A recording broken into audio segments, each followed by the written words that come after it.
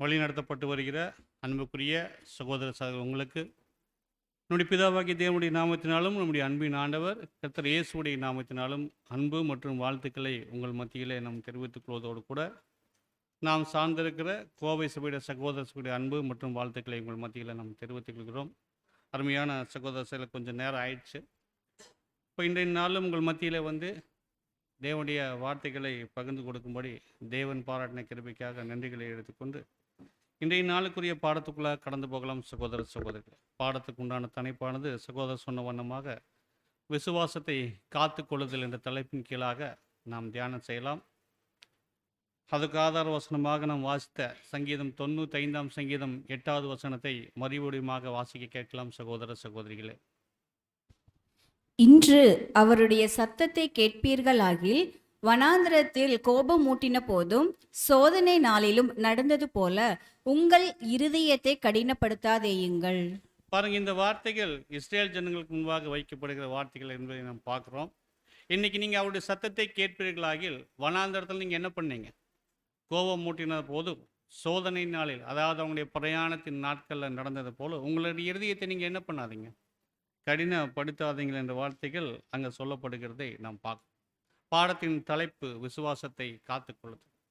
அருமையான சகோதர சகோதரர்களே, இந்த ஒரு வனாந்தர பிரயாணம் முழுவதும் யார் தான் இந்த இஸ்ரேல் ஜனங்களை வழி நடத்திட்டு வந்தார்? தேவன் தான் அவர்களை வழி நடத்திட்டு வந்தார்.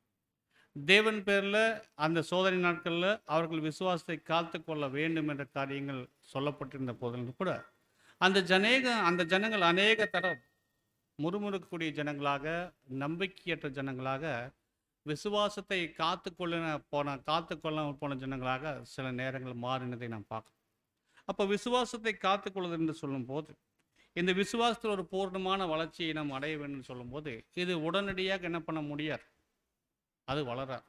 ஆனால் பாருங்க, எப்படி ஒரு குழந்தை பிறந்த உடனே அந்த குழந்தை என்ன பண்ணாது, எந்திரிச்சு நடக்காது.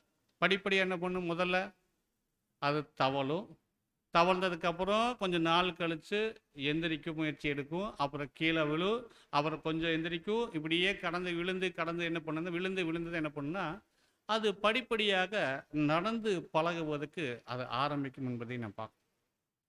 ஆனால் அப்படி அந்த குழந்தை நடந்துட்டாலோ அது பூரணமான வளர்ச்சியோ அல்லது பூரணமான ஞானத்தை அறிவின் வளர்ச்சியோ அது என்ன பண்ணல, எட்டலை. அப்படியே நடந்து போனதாலும் எதை தொடணும், எதை தொடக்கூடாது, எந்த பொருளை தொட்டால் நமக்கு வேதனை கொடுக்கும், எந்த பொருளை தொட்டால் வேதனை, இதெல்லாம் அந்த குழந்தைக்கு என்ன பண்ணாது, அதுக்கு தெரியாது. சில அனுபவங்கள் என்ன பண்ண அந்த குழந்தை, சில அனுபவங்களை கடந்து வரும்போது தான் அதுக்கு போதுமான ஞானத்தை அந்த குழந்தை என்ன பண்ணுன்னா அது பெற்றுக்கொள்ளும் என்பதை நான் பார்க்கணும். படிப்படியாக அது பாலாகாரத்துலேருந்து திடமான ஆகாரத்துக்கு அது வளர்ச்சி அடையணும். கொஞ்சம் நாள் ஆனதுக்கப்புறம் தான், போதுமான அனுபவங்கள் பெற்றுக்கொண்டதுக்கப்புறம் தான் நன்மை என்ன தீமை என்ன அப்படிங்கிற காரியங்களை, அது இரண்டுக்கும் இருக்கிற வித்தியாசத்தை அந்த குழந்தை அது படிப்படியாக கற்றுக்கொள்ளும் என்பதை நாம் பார்க்கணும். அப்படியாகத்தான் தேவனுடைய பிள்ளைகள் மத்தியில் தேவனுடைய ஞானத்தை கற்றுக்கொள்வதிலும் தேவன் பேரில் பூர்ணமான விசுவாசத்தை பெற்றுக்கொள்வதோ சில தனிப்பட்ட அனுபவங்கள் அவர்களுடைய வாழ்க்கையில் அங்கே கடந்து போகணும். சில விசேஷமான பாடங்கள் அவர்கள் கற்றுக்கொள்ளணும். பாருங்கள், தேவனுடைய ஞானத்தை பெற்றுக்கொள்ளணும்னா தனிப்பட்ட முறையில் பெறப்பட்ட அனுபவங்கள் அடிப்படையில் தான் இந்த ஞானத்தை பெற்றுக்கொள்ளும் போது ஒரு சிறந்த காரியமாக இருக்கும் என்பதை நாம் பார்க்கணும். அப்போ ஞானத்தை பெற்றுக்கொள்வதற்கு அது அனுபவங்கள் சரியாக இருக்கும் என்பதை நாம் பார்க்கும்போது, அதோடு கூட ஞானத்தை பெற்றுக்கொள்ள சில நம்பகரமான மூலாதாரங்களிலிருந்து சில படிப்பினைகள் மூலமாக, சில காரியங்களை செய்திகள் மூலமாகவோ அல்லது படிப்பதன் மூலமாகவோ, மற்றவருடைய வாழ்க்கையில் நடந்த சம்பவங்களை நம்முடைய கவனத்தில் கொள்வதனாலேயோ அதன் மூலமாகவும் ஞானத்தை நம்ம என்ன பண்ண முடியும்னா பெற்றுக்கொள்ள முடியும். பாருங்கள், தனிப்பட்ட அனுபவங்கள் தான் சிறந்ததாக இருக்கும். அதோடு கூட சில காரியங்களை படிப்பதன் மூலமாகவோ அல்லது சிலருடைய வாழ்க்கைகளை கவனித்து அதன் மூலமாகவோ சில அனுபவங்களை, அந்த ஞானத்தையோ அல்லது விசுவாசத்தை கற்றுக்கொள்வது அதுவும் கூட பிரயோஜனமாக உதவியாக இருக்கும் என்பதை நாம் பார்க்கிறோம். அருமையான சகோதரர்கள், அந்த வகையில் சிலருடைய வாழ்க்கையில் அவர்களுடைய வாழ்க்கையில் நடந்த சம்பவங்கள் மூலமாக நாம் சில பாடங்களை கற்றுக்கொள்வதற்கு நம்முடைய வேதாகமும் பெரும் உதவியாக இருக்கிறது என்பதை நாம் பார்க்கிறோம். ஒரு சிறந்த ஒரு பாட புஸ்தகமாக அல்லது ஒரு பாட நூலாக இருந்து அதில் சொல்லப்பட்ட சம்பவங்கள், சில கதாபாத்திரங்கள், சொல்லப்பட்ட செய்திகள் நமக்கு தேவன் பேரில் ஞானத்தையும் நம்பிக்கையும் விசுவாசத்தையும் பெற்றுக்கொள்வதற்கு அவைகள் ஒரு முன்னுதாரணங்களாக இருக்கிறதை நாம் பார்க்கிறோம் அருமையான சகோதர சகோதரி. அவ்விதமாக நம்முடைய வேதாகமத்தில் சொல்லப்பட்ட அநேக செய்திகள் அல்லது கதாபாத்திரங்கள் அல்லது மற்றவருடைய வாழ்க்கையின் சம்பவங்கள் நமக்கு அநேக அனுபவங்களை, பாடங்களை அவைகள் என்ன பண்ணுன்னா கொடுத்து, அந்த காரியங்கள் நம்முடைய மனதில் ஈர்க்கப்பட்டு பதிய வைக்கப்படுவதற்கு இசைவாக அநேக சம்பவங்கள் அங்கே பதிவு செய்யப்பட்டிருக்கிறதை நம்ம பார்க்கணும். ஒரு காரியங்களை கற்றுக்கொள்ள நம்முடைய வேதாகமம் சிறந்த ஒரு பாட புஸ்தகமாக இருக்கு. அந்த வகையில் இந்த விசுவாசத்தை காத்துக்கொள்ளுதல் அப்படின்னு பார்க்கும்போது சில உதாரணங்கள் நம்முடைய வேதாகமத்தில் கொடுக்கப்பட்டிருக்கிறதை நாம் பார்க்கிறோம். இந்த சம்பவங்களை, இந்த கதாபாத்திரங்களுடைய காரியங்களை நாம் படிக்கும்போது அவைகள் நமக்கு படிப்பினைகளையும் எச்சரிப்புகளையும் நாம் எவ்விதமாக ஜீவிக்க வேண்டும் என்ற காரியங்களையும் அவைகள் கற்றுக் கொடுக்கக்கூடியதாக இருக்கு அருமையான சகோதர சகோதரி. இப்போ நம்முடைய வேதாகம் என்பது ஒருவருடைய நன்மையான விஷயங்களை மாத்திரம் அல்ல, அவருடைய தவறுகள், அவர்களுடைய குறைபாடுகள், அவருடைய பலவீனங்கள், அவர்களுடைய விழுகைகள், இவைகளை கூட என்ன பண்ணியிருக்கு, எந்த அளவுக்கு அவருடைய நன்மையான காரியங்கள் சொல்லப்பட்டிருந்தாலோ ரொம்ப வெளிப்படையாக, ரொம்ப யதார்த்தமாக இந்த ஒரு வேத புஸ்தகம் என்ன பண்ணுதுன்னா எந்த விஷயத்தையும் மறைக்காம மற்றவருடைய குறைபாடு எந்த அளவுக்கு நன்மையான காரியங்கள் எழுதப்பட்டிருக்குதோ அவருடைய குறைபாடுகளை கூட அது வெளிப்படையாக எழுதப்பட்டிருக்கிறதை நாம் பார்க்கணும் சகோதர சகோதரி. மற்ற எந்த புஸ்தகங்களுக்கும் இல்லாத ஒரு சிறப்பு. மற்ற புஸ்தகங்களை படிக்கும்போது அதில் சொல்லப்பட்ட நபர்களுடைய அல்லது கதாபாத்திரங்களுடைய நன்மையான காரியங்கள் மாத்திரமே அந்த எழுதியிருக்கும். அவர்களை பற்றின தவறுகளோ அவருடைய குறைபாடுகளோ பலவீனங்களோ எழுதப்பட்டிருக்காது. ஆனால் நம்முடைய வேதாகமம் ரொம்ப யதார்த்தமான ஒரு நேர்மையான புஸ்தகமாக இருந்துட்டு அது அவர்களுடைய நன்மைகளையும் அவருடைய நல்ல குணங்களையும் எழுதியிருக்கும், அவருடைய பலவீனங்களையும் அவருடைய தீமையான குணங்களையும் எழுதியிருக்கும். ஏன்?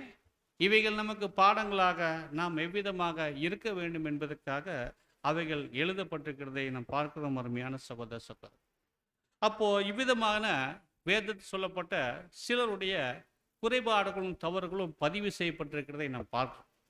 பாருங்க, அநேக இடங்களில் சில பலவீனங்களும் சில தவறுகளும் சில குறைபாடுகளும் எழுதப்பட்டிருக்கிறதை நம்ம படிக்கிறோம். பாருங்க, கண்டிப்பாக தவறுகளோ அல்லது குறைபாடுகளோ இருந்துச்சுன்னா அதுக்கு கண்டிப்பாக பின்விளைவுகள் இருக்குமா இருக்காதுங்க? தண்டனையும் சொல்லாங்களா? அந்த பின்விளைவுகள் கண்டிப்பாக இருக்கும். சில குறைபாடுகள் அங்கே எழுதப்பட்டு அதுக்கு சில நேரங்களில் அதனுடைய பின்விளைவுகள் பார்க்கும்போது சில நேரங்களில் அந்த குறைபாடுகளுக்கு அது ரொம்ப ஒரு சிறிய பின்விளைவுகளோ அல்லது சாதாரணமான ஒரு பின்விளைவுகளோ கூட இருக்கலாம். ரொம்ப பெரிய பாதிப்போ அல்லது ரொம்ப பெரிய விளைவுகளை ஏற்படுத்தாமல் அந்த குறைபாடுகள் அங்கே கடந்து போயிருக்கலாம். ஆனால் சில குறைபாடுகள் அல்லது சில தவறுகள் என்ன பண்ணப்பட்டிருக்குன்னா மிகப்பெரிய பின்விளைவுகளை அவருடைய வாழ்க்கையில் ஏற்படுத்தியிருக்கு. அவைகளும் பதிவு செய்யப்பட்டிருக்கிறதை நம்ம பார்க்கணும். அப்படி செய்த அந்த குறைபாடுகளோ அல்லது தவறுகளோ மிகப்பெரிய பின்விளைவுகளை அவங்களுக்கு ஏற்படுத்தின்னு சொன்னால் உதாரணம் சொல்லலாம்னா எதை சொல்லலாம்? ஆதாம் என்ன பண்ணலாம் ஆதாம் இல்லை ஆதாம் ஏவாளுடைய வாழ்க்கையில் நடந்த சம்பவம் பாருங்க. இந்த குறைபாடுகளோ இந்த தவறுகளோ எதனால் வருது அப்படின்னா விசுவாசத்தை காத்துக்கொள்ள தவறி நம்பிக்கையற்று போன நிலைமையில தான் இந்த தவறுகளோ இந்த பலவீனங்களோ இந்த குறைபாடுகளோ ஒரு இடத்துல வெளிப்படுவதற்கு ஆரம்பிக்கும். கண்டிப்பாக நீங்கள் பாருங்கள், ஏவாள் இடத்துல அந்த சோதனை வரும்போது நம்ம என்ன பண்ணியிருக்கலாம்? அவங்க தேவனுடைய வார்த்தையின் பேரில் அவங்க நம்பிக்கையை வச்சுருந்தாங்கன்னா என்ன பண்ணிக்கலாம்? அந்த அந்த ஒரு தவறுலேருந்து அந்த பலவீனத்துலேருந்து கண்டிப்பாக அந்த வஞ்சனையிலேருந்து அவங்க தப்பிச்சிருக்கலாம். பாருங்க, பிசாசு இந்த அம்மாவை சோதிக்கும் போது எப்படி சோதிக்கிறாரு? இந்த பழத்தை நீங்கள் சாப்பிட வேணும்னு சொல்லியிருக்கு. ஆமாம், இதை நீங்கள் சாப்பிட்டா என்ன ஆயிடுவீங்கன்னு சொன்னார். என்ன சாப்பிட்டா என்ன ஆயிடுவீங்க? சாகவே. தேவன் சொன்னார் இந்த பழத்தை சாப்பிட்டா நீங்கள் என்ன பண்ணிடுவீங்க? செத்து மறித்து போயிடுவீங்க. ஆனால் பிசாசு சொல்கிறாரு இந்த பழத்தை நீங்கள் சாப்பிட்டா சாகவே சாவதில்லை, அதோடு கூட வேற என்ன சொன்னார்? உங்கள் கண்கள் திறக்கப்பட்டு நீங்கள் யார் மாதிரி ஆயிடுவீங்க? தேவதூதர். பாருங்க, ஒரு ஆசையை அந்த பிசாசு அந்த அம்மாவுடைய இருதயத்தில் தோன்றார். ஒரு பேராசை. பாருங்க, தேவன் சொல்ல, தேவன் ஏற்ற காலத்தில் இவங்களை என்ன பண்ண உயர்த்துவார் ஒரு நம்பிக்கை இவங்களுக்கு இல்லை. அப்போ பிசாசு சொன்னோன்னா அவர் சொன்ன உடனேயே இந்த பழத்தை நாம் சாப்பிட்டோம்னா கண்டிப்பாக யார் போல மாறிடுவோம்? தேவதூதர்களை போல மாறிவிடும் என்ற ஒரு ஆசையில் என்ன பண்ணிட்டாங்கன்னா, தேவனுடைய வார்த்தைகள் பேர் இருந்த நம்பிக்கையின் மேலே குறைவுபட்டவர்களாக மாற்றி தன்னுடைய விசுவாசத்தை காத்துக்கொள்ள தவறிட்டாங்க. பாருங்க, சொல்லியிருக்கணும் இந்த அம்மா, இல்லை தேவன் இப்படி எல்லாம் சொல்லலை, இந்த பழத்தை சாப்பிட்றதுனால சாகவே சாவேன்னு சொல்லியிருக்காரு. ஒருவேளை எங்களுக்கு இதை உயர்த்தப்படுகிற ஒரு மேலான ஸ்தானமோ அல்லது ஸ்லாக்கியமோ கிடைச்சா அது நாங்கள் யாருடைய கடத்திலிருந்து வாங்கினா நல்லாயிருக்கும்? அது தேவனுடைய கடத்திலிருந்து வாங்கினா நல்லாயிருக்கும், அல்லது தேவனால் ஒரு உயர்த்தப்பட்டால் மாத்திரமே தான் அது ஆசீர்வாதமாக இருக்கும். நீங்கள் சொல்கிற இந்த வழியில் எங்களுக்கு வேண்டாம். தேவனுடைய வார்த்தையின் மேலே எங்களுக்கு அதிக நம்பிக்கையும் விசுவாசமும் அவருடைய வார்த்தையின் பேர்லையும் அவர் பேர்லையும் இருக்குது என்று சொல்லி அவங்க தவிர்த்திருக்கணும். ஆனால் அந்த இடத்துல தேவனுடைய வார்த்தை மேலே நம்பிக்கையற்றவர்களாகி, தேவன் பேர்லையும் நம்பிக்கையற்றவர்களாகி பிசாசனுடைய வஞ்சனைக்கு அவங்க விழுந்து போனதை நம்ம பார்க்கணும். பாருங்க, ஒரு சின்ன ஒரு பிரச்சனை தான் ஆரம்பிச்சது. அவருடைய விளைவுகள் எப்படி போயிடுச்சு? அவருடைய விளைவுகளுடைய தாக்கம் அது பூமியின் கடையாந்தர வரைக்கும் வந்து நிற்குது. பாருங்க, அந்த வார்த்தை தேவனுடைய வார்த்தை மேல் நம்பிக்கையற்ற ஒரு நிலைமை ஏற்பட்டதுனால என்ன ஆச்சுன்னா, அங்கே விழுகை அங்கே வந்துச்சு. தேவனுக்கும் மனுஷனுக்கும் ஒரு பிரிவினை ஏற்பட்டதை நாம் பார்க்கிறோம் சகோதர சகோதரி. இந்த பிரிவினை வந்ததுக்கப்புறம் இன்னும் பிரச்சனை என்ன ஆச்சு? படிப்படியாக இந்த பிரச்சனை இன்னும் பெருசாக ஆரம்பிச்சு. அதுக்கு அடுத்தடுத்த வந்த சந்தைகள் என்ன ஆச்சு? அதுக்கு அடுத்தடுத்த வந்த சந்தைகள் மத்தியில் இன்னும் மனக்கசப்பு விரிசலும் அதிகமாகத்தான் மாறிச்சு. பாருங்க, ஆபேல் காயின் வந்தாங்க. அடுத்தது என்ன ஆயிடுச்சு?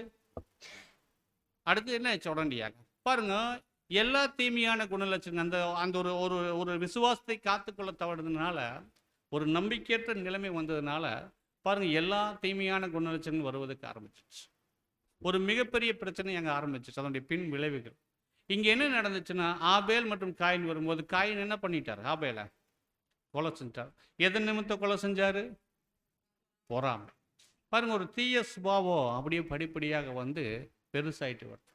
இந்த பொறாமைங்கிற குணலட்சணத்தினால தன்னுடைய சகோதரனை அவர் கொலை செஞ்சிட்டார். இந்த பொறாமைங்கிற குணலட்சணம் அன்னைக்கு வந்துச்சு. அது இன்னைக்கு வரைக்கும் என்ன ஆயிட்டு இருக்கு? இன்னைக்கு அநேக உயிர் பலிகளையோ, அநேக தேசங்களுக்குள்ள, அநேக நாடுகளுக்குள்ள, அநேக சமுதாயத்தின் ஜனங்கள் மத்தியில், அநேக குடும்பங்கள் மத்தியில் இந்த பொறாமை என்ற தீமையான குணலட்சணம் மிக முக்கிய பங்காற்றி அநேக தீமைகளை அங்கே விளைவித்து கொண்டிருக்கிறதை நாம் பார்க்கிறோம் சகோதர சகோதரர். பாருங்க, இதனுடைய வெளிப்பாடுகள் என்னன்னா, இவர்கள் தவறுனால இவங்களுடைய அதனுடைய பின்விளைவுகள், அவருடைய குறைபாடுகளை பின்விளைவுகளின் விளைவு இவ்விதமாக அது மிக பயங்கரமானதாக மாறிவிட்டது. பாருங்க, இப்படியாக இந்த பொறாமைங்கிற குணலட்சணம் இன்னைக்கு கொழுந்து விட்டு எரிந்து வருகிறதை நாம் பார்க்கிற அருமையான சகோதர சகோதரி. அப்போ இன்னைக்கு அநேக விதமான குடும்பங்களால் இந்த குடும்பங்களும் இந்த பொறாமையின் குணலட்சணம் மற்ற தீமையின் குணலட்சணங்களால் இன்னைக்கு பாதிக்கப்படுகிறதை நாம் கண்கூடாக பார்த்து கொண்டு வருகிறதை நாம் பார்க்கணும். பாருங்க, இதெல்லாம் நமக்கு எச்சரிப்புகளாக எழுதப்பட்டிருந்தாலும் இந்த தீமையான குணலட்சணங்கள் இந்த உலகத்தின் ஜனங்களை கடந்து இப்போ யார் மத்தியில் கூட வந்துடுச்சு. இப்போ யார் மத்தியில் கூட இருக்கு. சகோதர சகோதரி மத்தியில் கூட இந்த தீமையான குணலட்சணங்கள் இருக்கிறதை நம்ம பார்க்கணும். ஈவன் அநேக எச்சரிப்புகள், அநேக முன்னாடி கண் முன்னாடி சில அனுபவங்கள் வச்சிருந்தாலோ, பாடங்களை வச்சிருந்தாலோ, இந்த குணலட்சணங்களை இவர்களெல்லாம் கடந்து இவைகள் நமக்குள்ள வந்திருக்குது என்று சொல்லும்போது அப்படின்னா என்ன அர்த்தம்னா, இந்த எச்சரிப்புகளை, இந்த முன்னுதாரணங்கள் மேலே நாம் கவனம் செலுத்த தவறிட்டோம். ரொம்ப அசாதாரணமாக அவைகள் எடுத்துக்கொண்டிருக்கும். இந்த தீமையான குணலட்சணம் நமக்குள்ள வந்துருச்சுன்னா, நம்முடைய விசுவாசத்தை காத்துக்கொள்ள தவறிட்டோம்னா, அது கண்டிப்பாக அதனுடைய பின்விளைவுகள் யாருக்கு தான் வரும்? அது நாமே பெற்றுக்கொள்ளக்கூடியவங்களாக இருக்கும். அதனால தான் வசனங்கள் எழுதும் போது 1 யோவான் 3ஆம் அதிகாரம் 15ஆம் வசனத்தை நீங்கள் வாசிக்கலாம்.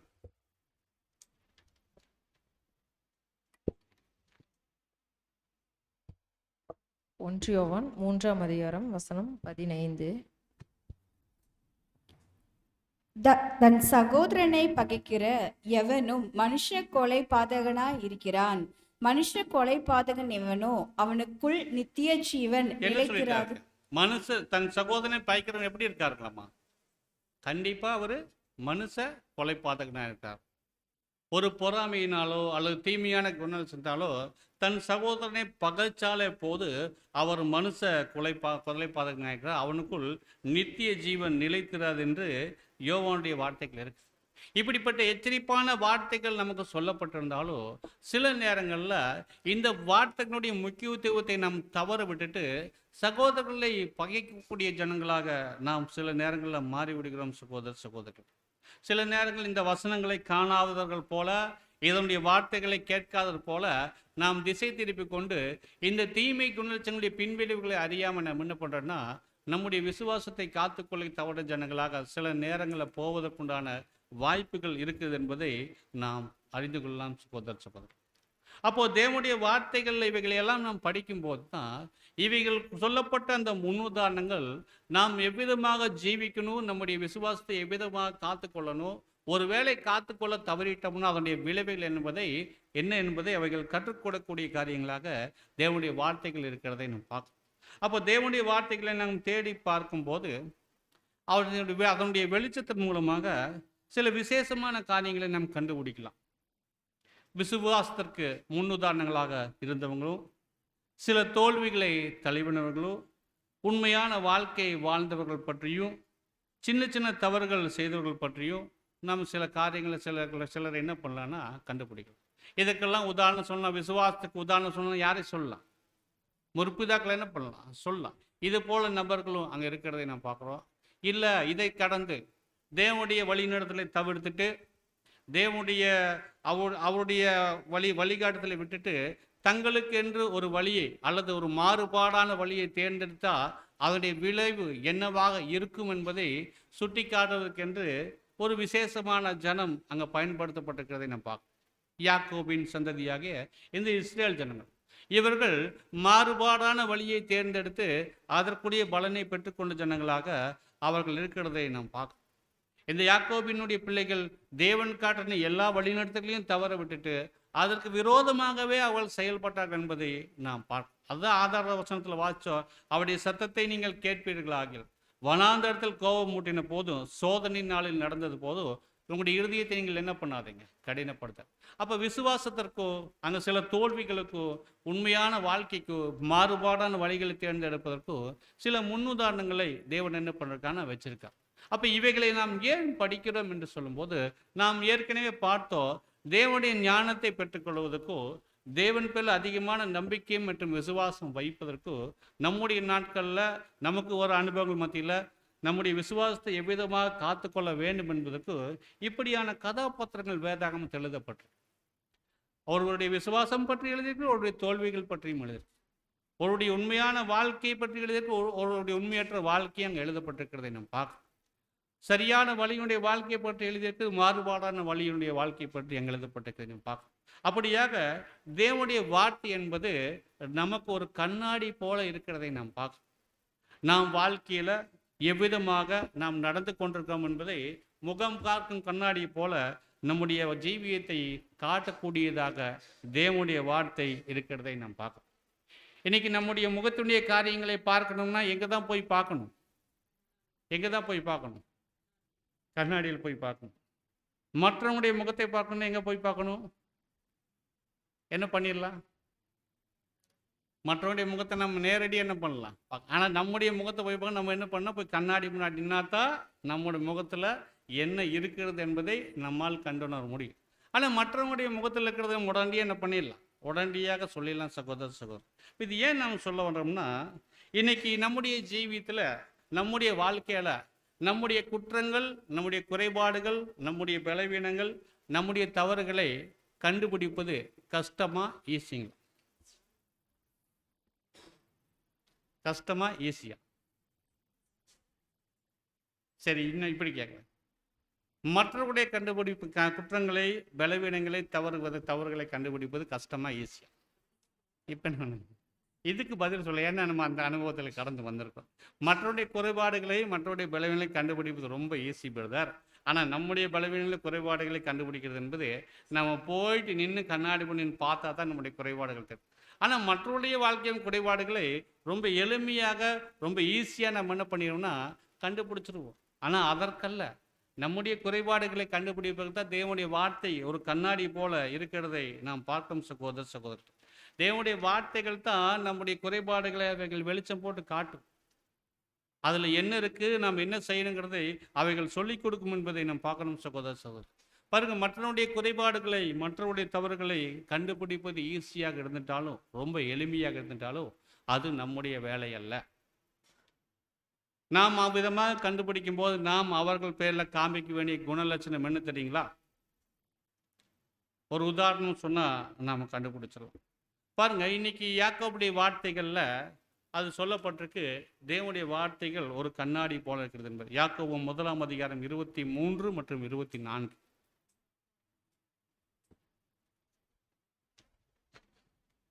யாக்கோபு 1 அதிகாரம் 23 எண்ணத்தினாலெனில் ஒருவன் திருவசனத்தை கேட்டும் அதின்படி செய்யாதவனானால் கண்ணாடியிலே தன் சுபாவ முகத்தை பார்க்கிற மனுஷனுக்கு ஒப்பாயிருப்பான். அவன் தன்னைத்தானே பார்த்து அவ்விடம் விட்டு போனவுடனே தன் சாயல் இன்னதென்பதை மறந்து விடுவான். பாருங்க, இந்த வார்த்தைகளை படிக்கும்போது தேவனுடைய வார்த்தைகள் கண்ணாடி போல இருக்குது. ஒருவன் தன்னைத்தானே இந்த கண்ணாடியில் பார்க்கும்போது அப்போதான் தெரியும் அவருடைய சுபாவ முகம் என்னங்கிறத அவரால் கண்டுபிடிக்க முடியும்.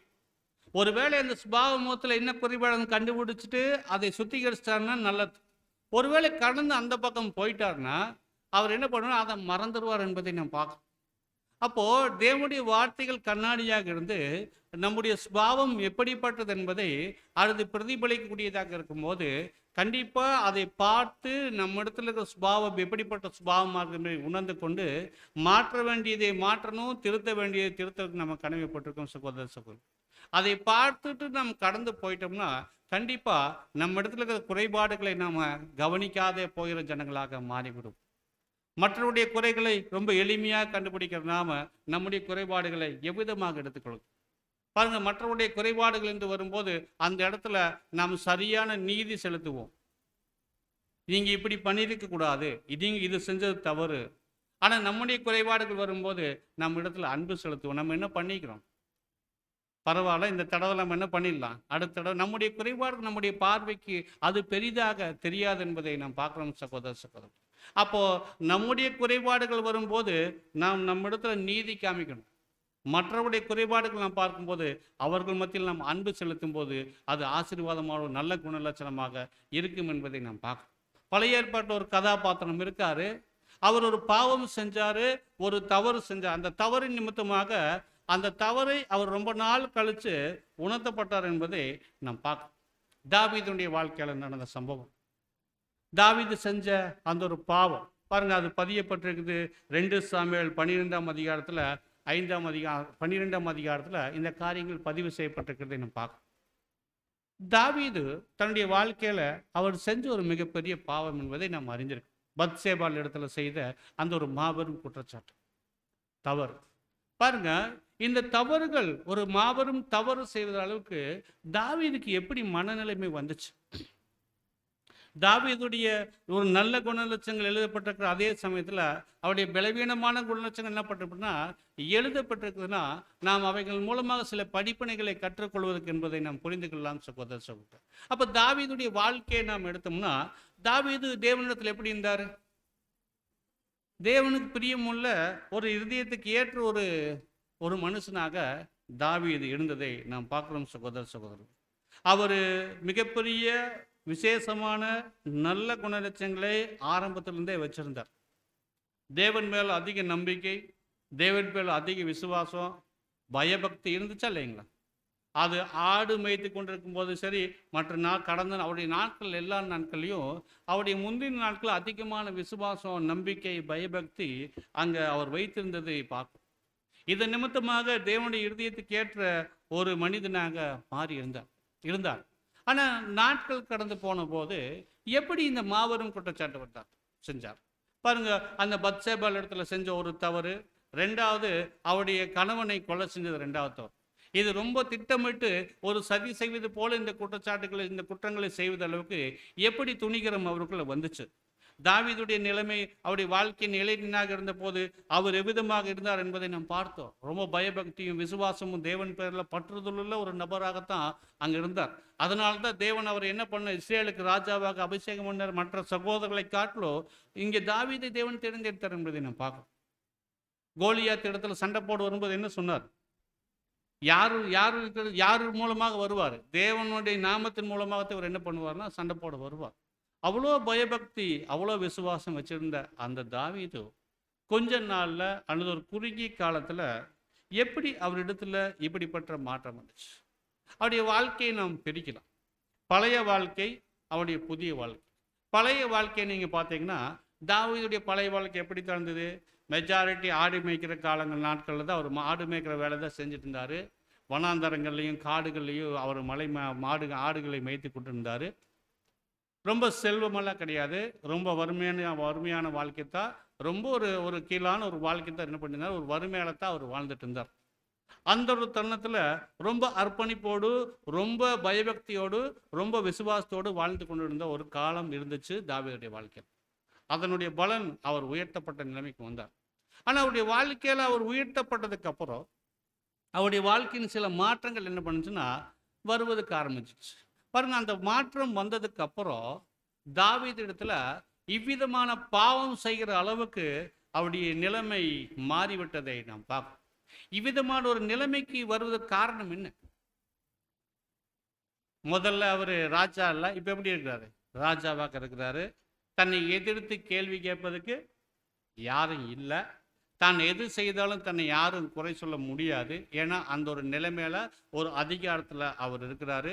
இன்னும் அநேக செல்வ செருக்கில் அவர் ஐஸ்வர்யத்தில் அவர் இருக்கிறாரு. அது மாத்திரமல்ல, அவரை சுற்றி இருக்கிற சேர்க்கைகள் அதுவும் வேறுபட்டதாக மாறிடுச்சு. இப்படிப்பட்ட ஒரு நிலைமை, அதோடு கூட ஒரு ஃப்ரீடம் இருக்குது, சுதந்திரம். என்ன செஞ்சாலும் யாருனாலும் என்ன பண்ண முடியாது, கேள்வி கேட்க முடியாதுங்கிற ஒரு சுதந்திரம் இருக்கு. பாருங்க, இவருடைய வாழ்க்கையின் முந்தைய நிலைமை விதமான நிலைமைகள் இல்லை. ஐஸ்வர்யமோ செல்வச்சருக்கோ அவர் ஒரு சுதந்திரமோ அல்லது யாரும் கேள்வி கேட்காத முடியாத நிலைமையோ தாவீதுடைய முந்தின வாழ்க்கையில் இல்லை. அருமையான சகோதர சகோதரர், ஆனால் பிந்தின வாழ்க்கையில் இதெல்லாம் அவருக்கு கிடைச்சதுக்கு அப்புறம் இவரிடத்துல மாற்றம் ஏற்படுறதுக்கு ஆரம்பிச்சிடுச்சு. பாருங்க, என்ன ஒரு மாபெரும் தவறு அவருடைய வாழ்க்கையில் அவர் செஞ்சிருக்கார். பத்சேபா இடத்துல அவருடைய கணவர் இடத்துல பாருங்க, இந்த ரெண்டு குற்றச்சாட்டுக்கு தண்டனை கிடைச்சிருந்தா அன்னைக்கே ஸ்பாட் பனிஷ்மெண்ட் என்ன ஆயிருக்குன்னு தாவீதுக்கு கிடைச்சிருக்கணும். ஆனா தேவன் செய்யல. தேவன் பார்த்தார், இருதயத்தை பார்த்தார். ஆனா இந்த ஒரு நிலைமைக்கு வருவதற்கு எதை மாட்டுச்சு அப்படின்னா, பாருங்க, இவருடைய வாழ்க்கையில எந்த காலப்பகுதியில பயபக்தியோடு விசுவாசத்தோடு வாழ்ந்தார்? வறுமையில் இருக்கிற காலப்பகுதியில் வாழ்ந்தாரா அல்லது செல்வச்செருக்கில் இருக்கிற காலப்பகுதியில் வாழ்ந்தார்? பாருங்க, அப்படின்னு இதன் மூலம் என்ன கண்டுபிடிக்கலாம்? ஒருத்தர் வறுமையில் இருக்கும்போது அல்லது கஷ்டத்தில் இருக்கும்போது அல்லது சோதனைகள் மத்தியில் ஜீவிக்கும் போது கண்டிப்பா அவர் எப்படித்தான் இருப்பார்? அவர் மிகுந்த பயபக்தியோடு விசுவாசத்தோடு இருப்பார். ஆனா அதே ஐஸ்வர்யம் வந்ததுக்கு அப்புறம் அவர் நிலைமை அங்க மாறிவிட்டதை நாம் பார்க்கிறோம் சகோதர சகோதரர். அதனால்தான் கர்த்தர் சொன்னாரு, ஐஸ்வர்யவான் தேவனுடைய ராஜ்யத்தில் பிரவேசிப்பதை காட்டிலும். ஏன்னா இவர்கள் ராஜ்யத்தில் பிரவேசிப்புண்டான சாதகமான சூழ்நிலைகளை இந்த ஐஸ்வர்யம் என்பது தடை செய்யும் என்பதை பார்க்கும். இதுக்கு தாவீது சிறந்த உதாரணம். அப்படி இருக்கும்போது தேவனுடைய பிள்ளைகளாக நாம் இன்னைக்கு நம்முடைய ஜீவியத்தை அர்ப்பணம் செய்து தேவனுக்கு உண்மையுள்ள பிள்ளைகளாக ஜீவிக்கிறோம் என்று நாம் சொல்லி கொண்டு வந்திருக்கும் போது நம்முடைய வாழ்க்கையில ஒரு வறுமையான வாழ்க்கையில நம்ம அர்ப்பணிப்பின் வாழ்க்கையை சிறப்பாக வாழுவோமா அல்லது ஐஸ்வர்யமான வாழ்க்கையில் அர்ப்பணிப்பின் வாழ்க்கையை சிறப்பாக வாழும்? தாவீதுடைய வாழ்க்கையை பார்த்து நம்ம என்ன பண்ணலாம், முடிவு பண்ணலாம். ஒருவேளை நம்ம மத்தியில் யாராவதுக்கு ஒரு கஷ்டமோ அல்லது வறுமையான சூழலோ அல்லது பரீட்சைகள் மத்தியிலோ அல்லது கடினமான அனுபவங்கள் மத்தியில் நாம் வாழ்ந்துட்டோம்னா நீங்கள் சந்தோஷப்படுங்க. அந்த நாட்களில் தான் நாம் முழு விசுவாசத்தோடு நம்முடைய விசுவாசத்தை காத்துக்கொண்டு அந்த நாட்களில் தான் நம்ம என்ன பண்ண நம்முடைய அர்ப்பணிப்பின் வாழ்க்கையை சிறப்பாக வாழக்கூடிய ஜனங்களாக நாம் இருப்போம் என்பதை நாம் பார்க்கணும். ஒருவேளை ஐஸ்வர்யத்தின் வாழ்க்கைக்குள்ள கடந்து வந்துட்டோம்னா சில நேரங்கள் இவ்விதமான தவறுகள் செய்வதற்கு அது நம்மை வழிநடத்தும் என்பதை புரிந்து கொள்வது தாவீதுடைய பாடம் அங்கே இருக்கிறது என்பதை நாம் பார்க்கணும். அப்போ தாவீது எங்க தவறு விட்டான்? இவ்வளோ விசுவாசத்தை காத்து கொண்டு இருந்தவர் இப்போ என்ன பண்ணிட்டாரு பாருங்க. நீங்க நல்லா கவனிங்க. எருசலேமில் இருந்து இந்த காரியங்களை அவர் செய்யும் போது எருசலேமில் இருக்கிறாரு. எருசலேமில் என்ன இருக்கு தெரியுங்களா? அந்த நேரத்தில் தேவனுடைய தயவு அவருடைய ராஜ்யத்தின் மேல, அவர் பேர்ல, அவருடைய தேசத்தின் மேல இருக்கு. தேவனுடைய தயவை பெற்றுக்கொண்டிருக்கும் போதே பாருங்க, இவர் ஒரு தவறு தேவனுடைய வார்த்தைக்கு விரோதமாக செயல்படக்கூடியவராக மாறிட்டார். இன்னும் நீங்க நல்லா கவனிங்க, தேவனுடைய பெட்டி எங்க இருக்கு தெரியுங்களா? தேவனுடைய உடன்படிக்கை பெட்டி பட்டணத்தில் இருக்குது. தேவனுடைய உடன்படிக்கை பெட்டி பட்டணத்தில் இருக்குதுன்னா என்ன அர்த்தம்? தேவன் என்ன பண்ணிட்டு இருக்காரு? அங்கதான் இருக்கிறாரு. நாம் என்ன செஞ்சாலும் எது பண்ணாலும் என்ன பண்ணிட்டு இருக்கிறாரு? பார்த்துட்டு இருக்கிறாரு. எல்லாவற்றையும் தேவன் கவனித்து கொண்டிருக்கிறாரு. அப்படி இருக்கும்போது ஒருவர் தவறு செய்வதற்கு துணிகரமாக செஞ்சுட்டாங்கன்னா அது எப்படிப்பட்டதாக இருக்கும்?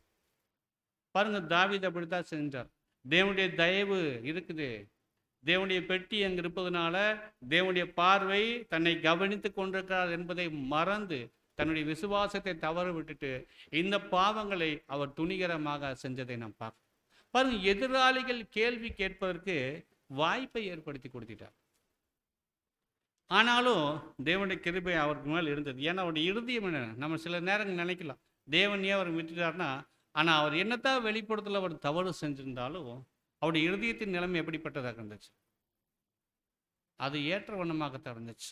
ஏன்னா அவருடைய குற்றச்சாட்டு அவருக்கு தெரியல, மறந்துட்டார். அவர் செஞ்ச குற்றங்கள் எல்லாம் மறந்துட்டு அப்படியே கடந்து வந்துட்டு இருக்கிறார். ஒருத்தர் வந்து உணர்த்தும் போது தான் அவருக்கு புரியுது, ஓ நம்ம என்ன பண்ணிட்டோம். அது வரைக்கும் என்ன பண்ணல, அவர்னால் உணர்ந்து கொள்ள முடியல. நாத்தான்வேல் வந்து சொல்றாரு, அந்த ஒரு உவமை உங்களுக்கு தெரியுமா? தெரியும், நல்லா தெரியும். ஒரு ஏழை மனுஷன் இருந்தார், ஒரு ஐஸ்வர்யவான் இருந்தார். அவரிடத்துல நிறைய ஆடுகள் இருந்துச்சு. ஆனால் அவர் வீட்டுக்கு விருந்தினர் வந்திருக்கும் போது இவர் என்ன பண்ணிட்டாரு? இந்த ஐஸ்வர்யம் எதிர் வீட்டில் இருந்த ஏழையுடைய ஒரே ஆட்டை எடுத்து என்ன பண்ணிட்டார்? அவர் அடுத்து விருந்து வச்சிட்டார். இந்த வார்த்தைகள் சொல்லும் போது தாவீது என்ன சொன்னார்? 2 சாமுவேல் 12ஆம் அதிகாரம் 5வது வசனத்தை நீங்க வாசிக்கலாம். அப்பொழுது தாவீது அந்த மனுஷன் மேல் மிகவும் கோபம் உண்டவனாகி நாத்தானை பார்த்து, இந்த காரியத்தை செய்த மனுஷன் மரணத்துக்கு பாத்திரன் என்று கர்த்தருடைய ஜீவனை கொண்டு சொல்லுகிறேன். என்ன கோபம் வந்துச்சு பாரு. ஒரு மனுஷன் தவறு செஞ்சுட்டான், ஒரு ஏழையுடைய ஆட்டை அபகரிச்சிட்டான் அப்படின்னு சொன்னோன்னா தாவீதுக்கு மிகுந்த கோபமானவன் என்ன பேசிட்டாரு? அப்பொழுது தாவீது அந்த மனுஷன் மேல என்ன பண்ணிட்டாரு? மிகவும் கோபமாக்கிட்டு அந்த மனுஷன் எதற்கு பாத்திரன்ட்டாரு தெரியல. அது அந்த நாத்தான் யாரே சொல்றாருன்னு பாருங்க. மற்றவருடைய தவறுகள், மற்றவருடைய குற்றச்சாட்டுகள் வரும்போது அப்படியே கோபம் என்ன ஆயிடுச்சு, பொங்கி வந்துடுச்சு. சொல்றாரு, அந்த மனுஷன் எதுக்கு பாத்திரன்ட்டாரு? மரணத்துக்கு. இமீடியட்டா நாத்தான் சொல்லிட்டாரு, அந்த மனுஷன் யார் தான். இதுக்கப்புறம் தாவீதுக்கு இந்த வேகம் இருந்துச்சா? இந்த வேகம் இருந்துச்சா? சொன்னாரா? அப்படியே நொறுங்கிட்டார். பாருங்க, தன்னிடத்தில் தான் தன்னுடைய குறைபாடு இருக்குது என்று சொல்லும் போது அப்படியே அமைதலாயிட்டு மனம் வருந்தினார். அது வேற விஷயம்.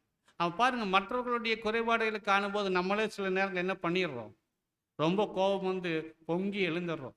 ஆனால் அந்த குற்றச்சாட்டு நம்பகமாக திரும்பும்போது என்ன பண்ணிடுறோம்? அப்படியே ரொம்ப சைலண்ட் ஆகி யாராவது அன்பு கிடைக்குமா நம்ம என்ன பண்ணால் எதிர்பார்க்கக்கூடிய ஜனங்களாக மாறி பாருங்க. இவ்விதமாக தாவீதுக்கு அந்த குற்றம் உணர்த்தப்பட்டுச்சு. நீங்க 13வது வசனம் கூட வாசிக்கலாம். அதுலயே 13. அப்பொழுது தாவீது நாத்தானிடத்தில், நான் கர்த்தருக்கு விரோதமாய் பாவம் செய்தேன் என்றான். நாத்தான் தாவீது அப்பயே சொல்லிட்டாரு, நான் கர்த்தருக்கு விரோதமாக என்ன பண்ணிட்டேன்?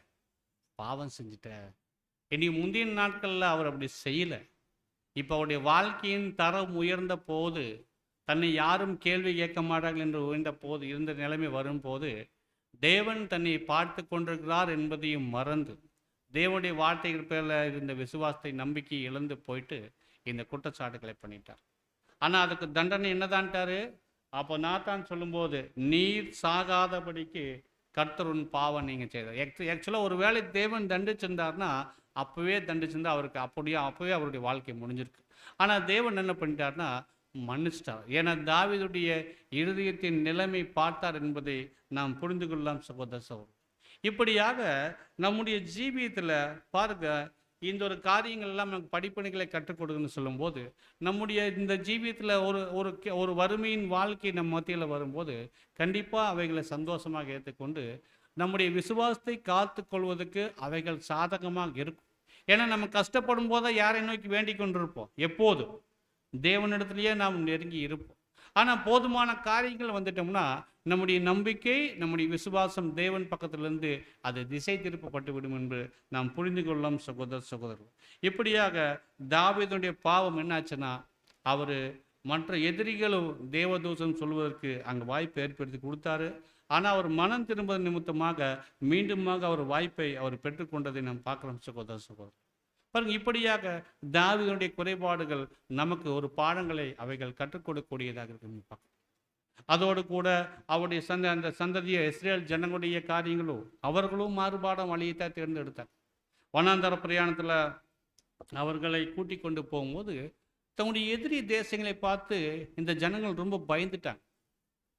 பாருங்க, இந்த ஜனங்களை பலத்த சத்துவத்தோடு யார் எகிப்திலிருந்து வெளியே கூப்பிட்டு வந்தா? யார் கூப்பிட்டு வந்தா? தேவன் தான். அநேக அடையாளங்களும் அற்புதங்களும் பலத்த செய்களும் செஞ்சு அவங்களுடைய கண் முன்னாடி மாபெரும் அற்புதங்களை செஞ்சு தான் கூப்பிட்டு வந்தார். ஆனால் வனாந்தரம் முழுவதும் என்ன பண்ணார்?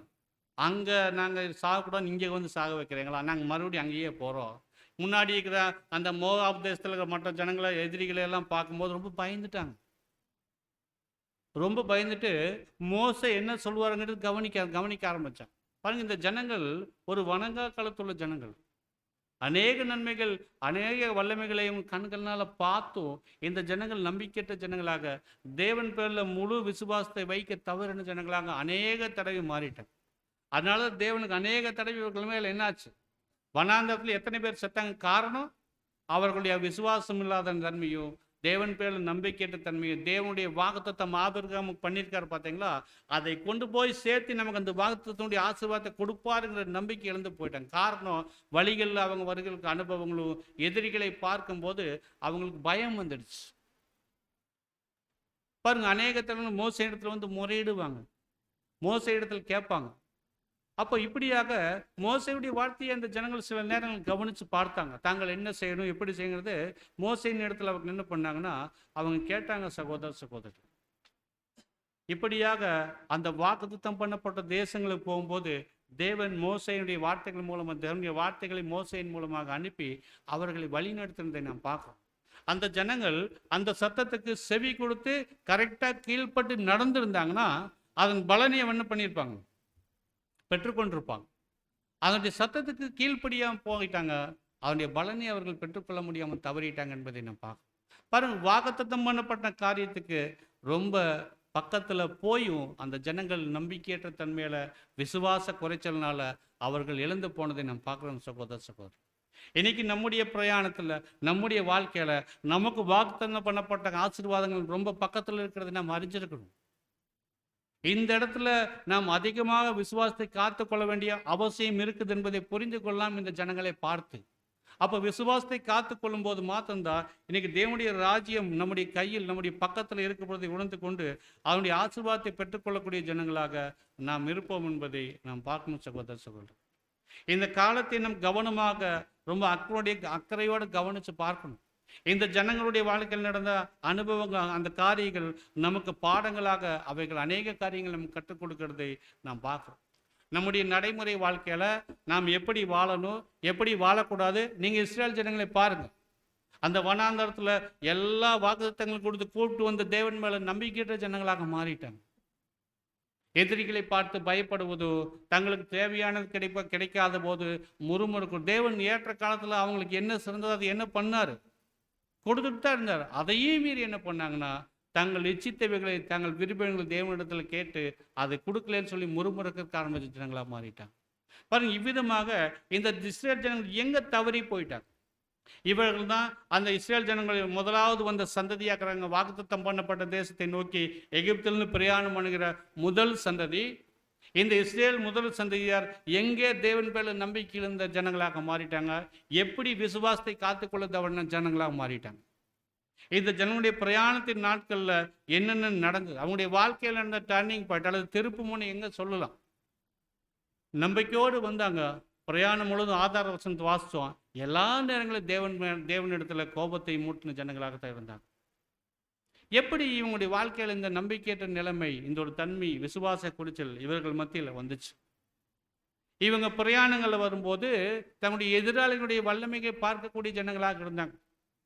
ஆரம்பத்தில் அந்த தேசத்துக்கு பக்கத்தில் வந்திருக்கும் போது அந்த தேசத்தை வேவு பார்ப்பதற்கு என்ன பண்றாங்க?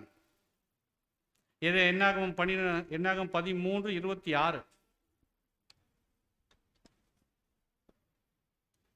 அவர்கள் பாரான் வனாந்தரத்தில் இருக்கிற காதேசுக்கு வந்து மோசே ஆரோன் என்பவர்களிடத்திலும் இஸ்ரவேல் புத்திரராகிய சபையார் எல்லாரிடத்திலும் சேர்ந்து அவர்களுக்கும் சபையார் அனைவருக்கும் சமாசாரத்தை அறிவித்து. என்ன விஷயம்னா, இது உங்களுக்கு தெரியும், நான் சுருக்கமாக சொல்லிடுறேன். இந்த சம்பவங்கள் என்னாகும் 13ஆம் அதிகாரத்திலிருந்து 14ஆம் அதிகாரம் வரைக்கும் இருக்கிற 2 அதிகாரங்களில் சம்பவம் பதிவு செய்யப்பட்டிருக்கும்.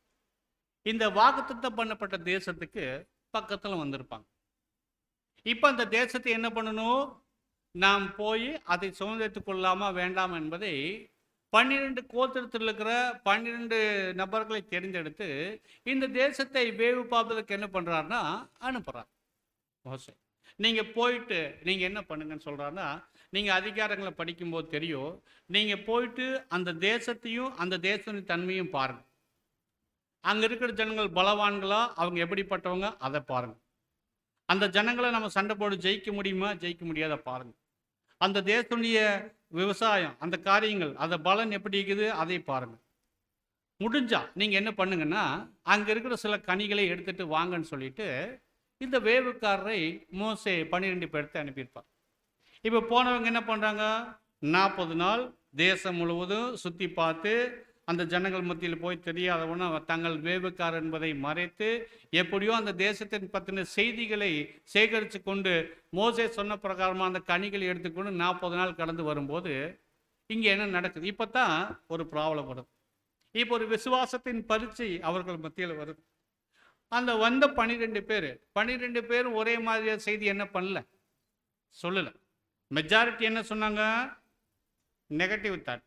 நாம் என்ன பண்ண முடியாதங்க, நாங்கள் போனோம், அந்த தேசத்தெல்லாம் சுற்றி பார்த்தோம், நீங்கள் சொன்ன மாதிரி அந்த தேசம் பாலும் தேனும் ஓடுகிற தேசம்தான். ஆனால் அங்கே ஒரு பிரச்சனை இருக்குது, அங்கே ராட்சதர்கள் வாழ்கிறாங்க, ஏனாக்கியரும் இந்த மாதிரி ஜனங்க வாழ்கிறாங்க, அவங்க ரொம்ப ஜெய்ஜாண்டிக்காக இருக்கிறாங்க, அவங்கள சண்டை போட்டு நம்மளால் என்ன பண்ண முடியாது, ஜெயிக்க முடியாது அப்படின்னு சொல்லி நெகட்டிவ் தாட். இந்த செய்திகளை கேட்டோன்னு ஜனங்களுக்கு என்ன ஆயிடுச்சு, ஏற்கனவே விசுவாச குறைச்சலுக்கு ஜனங்கள் வந்த 10 பேர் இப்படி சொன்னாங்கன்னா ஒரு கலங்க பண்ணுகிற நிலைமை இந்த 10 பேர் ஏற்படுத்திக்கிட்டாங்க. ஒரு கலக்கத்தை ஜனங்கள் மத்தியில் ஏற்படுத்திட்டாங்க.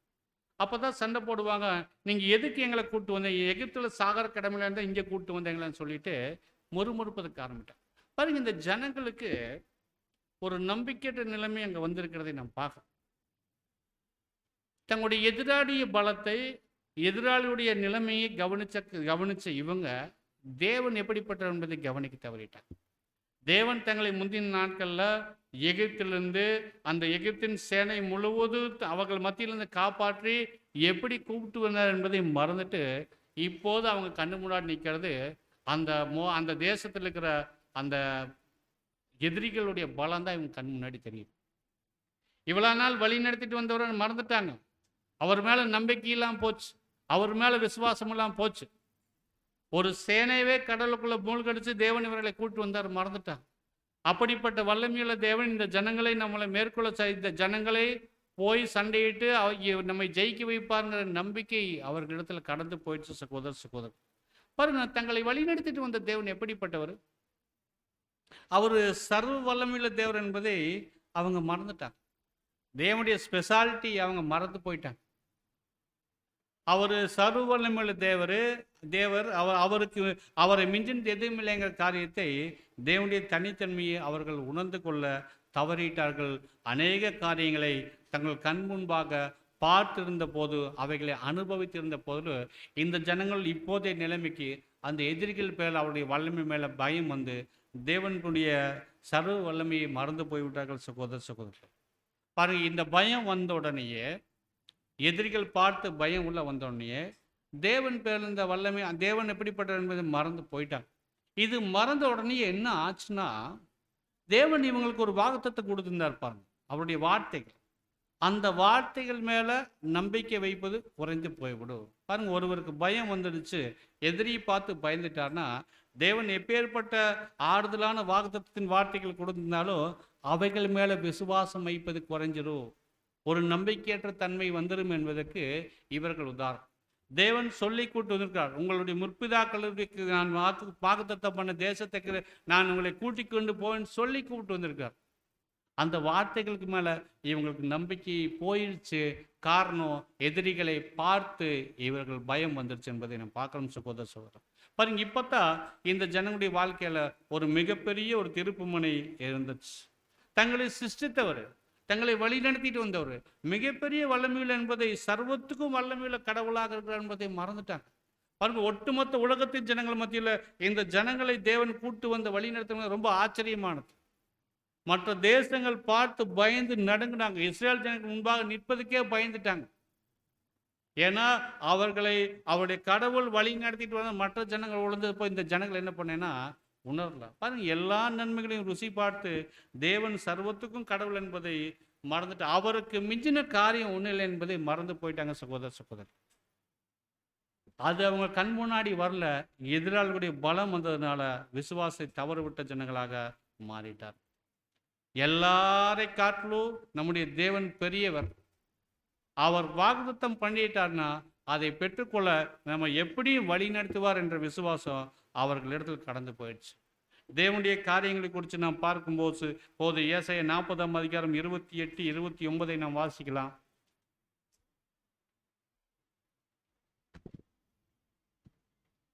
ஏசாயா 40, 28 மற்றும் 29. பூமியின் கடையாந்தரங்களை சிருஷ்டித்த கர்த்தராகிய அநாதி தேவன் சோர்ந்து போவதும் இல்லை, இளைப்படைவதும் இல்லை. இதை நீ அறியாயோ? இதை நீ கேட்டதில்லையோ? அவருடைய புத்தி ஆராய்ந்து முடியாதது. சோர்ந்து போகிறவனுக்கு அவர் பலன் கொடுத்து, சத்துவம் இல்லாதவனுக்கு சத்துவத்தை பெருக பண்ணுகிறார். தேவனுடைய தன்மை பற்றி, அவருடைய பராக்கிரமம் பற்றி பேசுகிற வார்த்தைகள். அவர் பூமியின் கடையாந்தர வரைக்கும் என்ன பண்றாருன்னா, அவர் கடையாந்தரங்களை சிருஷ்டித்த தேவனாக இருக்கிறார். அவர் சோர்ந்து போவதும் இல்லை, ஒரு சத்துவமற்ற ஒருத்தனை பலமானவன் ஆக்குறது தேவனுடைய கிருபைதாங்கிறதை இந்த ஜனங்கள் மறந்து போயிட்டாங்க. எல்லா நன்மைகளையும் பெற்றுக்கொண்டு தேவனுடைய வார்த்தைகள் மேலே நம்பிக்கையற்ற ஜனங்களாக, தேவன் பேரில் இருக்கிற விசுவாசி தவறு விட்ட ஜனங்களாக மாறிட்டார். இன்னைக்கு இது போன்ற வாக்குத்தத்தங்கள் நமக்கு கொடுக்கப்பட்டிருக்கு. சொல்ற, என் கிருபை உனக்கு போதும், உன்னுடைய பலவீனத்திலே என்னுடைய பலம் பூர்ணமாக இருக்கு. பாருங்க, என் கிருபை உனக்கு போதும்னு சொன்னா, இந்த வார்த்தைகளை நாம் படிக்கும்போது அந்த போதும் என்ற வார்த்தைக்குடைய வீரியம் நம்ம அறிஞ்சிருக்கோமா? போதும் என்ற வார்த்தை ரொம்ப சாதாரணமாக படிச்சுட்டு போயிடுவோம். ஆனால் நம்முடைய எல்லா காரியங்களுக்கும் யாருடைய கிருபை இருந்தால் மட்டும் போதும். எப்பேற்பட்ட காரியங்களையும் மேற்கொள்வதற்கு தேவனுடைய கிருபை நம்ம இடத்துல இருந்துட்டா போதும். அந்த போதும் என்ற வார்த்தைக்கு மிக அதிக மதிப்பு, அதிக கனம் கொடுக்கக்கூடிய ஜனங்களாக. ஏன்னா தேவனுடைய கிருபை இருந்தால் மாத்திரமே போதும், நாம் எல்லாவற்றையும் அங்கே ஜெயம் பெற்றுக்கொள்ளலாம் சகோதர சகோதரர். கண்டிப்பாக இந்த போதும் என்ற வார்த்தை அது தேவனிடத்தில் வருகிற பலன் நமக்கு வழி நடத்தும் என்பதை புரிந்து கொள்ளலாம் சகோதர சகோதரர்கள். அதோடு கூட இன்னுமாக 1 கொரிந்தியர் இந்த வசனம் 1 கொரிந்தியர் 12:9 சொல்லப்பட்டிருக்கு, என் கிருபை உனக்கு போதும் என்ற ஒரு வாக்குத்தத்த வசனம் கொடுத்துருக்கார். அப்போ இவைகள் எல்லாம் படித்து கொண்டு இந்த ஜனங்கள் போல நம்முடைய எதிரிகளை பார்த்து நாம் பயப்படக்கூடிய ஜனங்களாக இருந்துட்டு நாம் அதற்கு ஏதாவது காரணம் சொல்ல முடியும். நம்ம கண்களுக்கு முன்பாக ஒரு உதாரணம் வச்சிருக்கார். தேவன் பேர்ல நம்பிக்கை இழந்த ஜனங்களாக, விசுவாசத்தை காத்துக்கொள்ள தவறின ஜனங்களாக இந்த இஸ்ரேல் ஜனங்கள் இருந்தாங்க.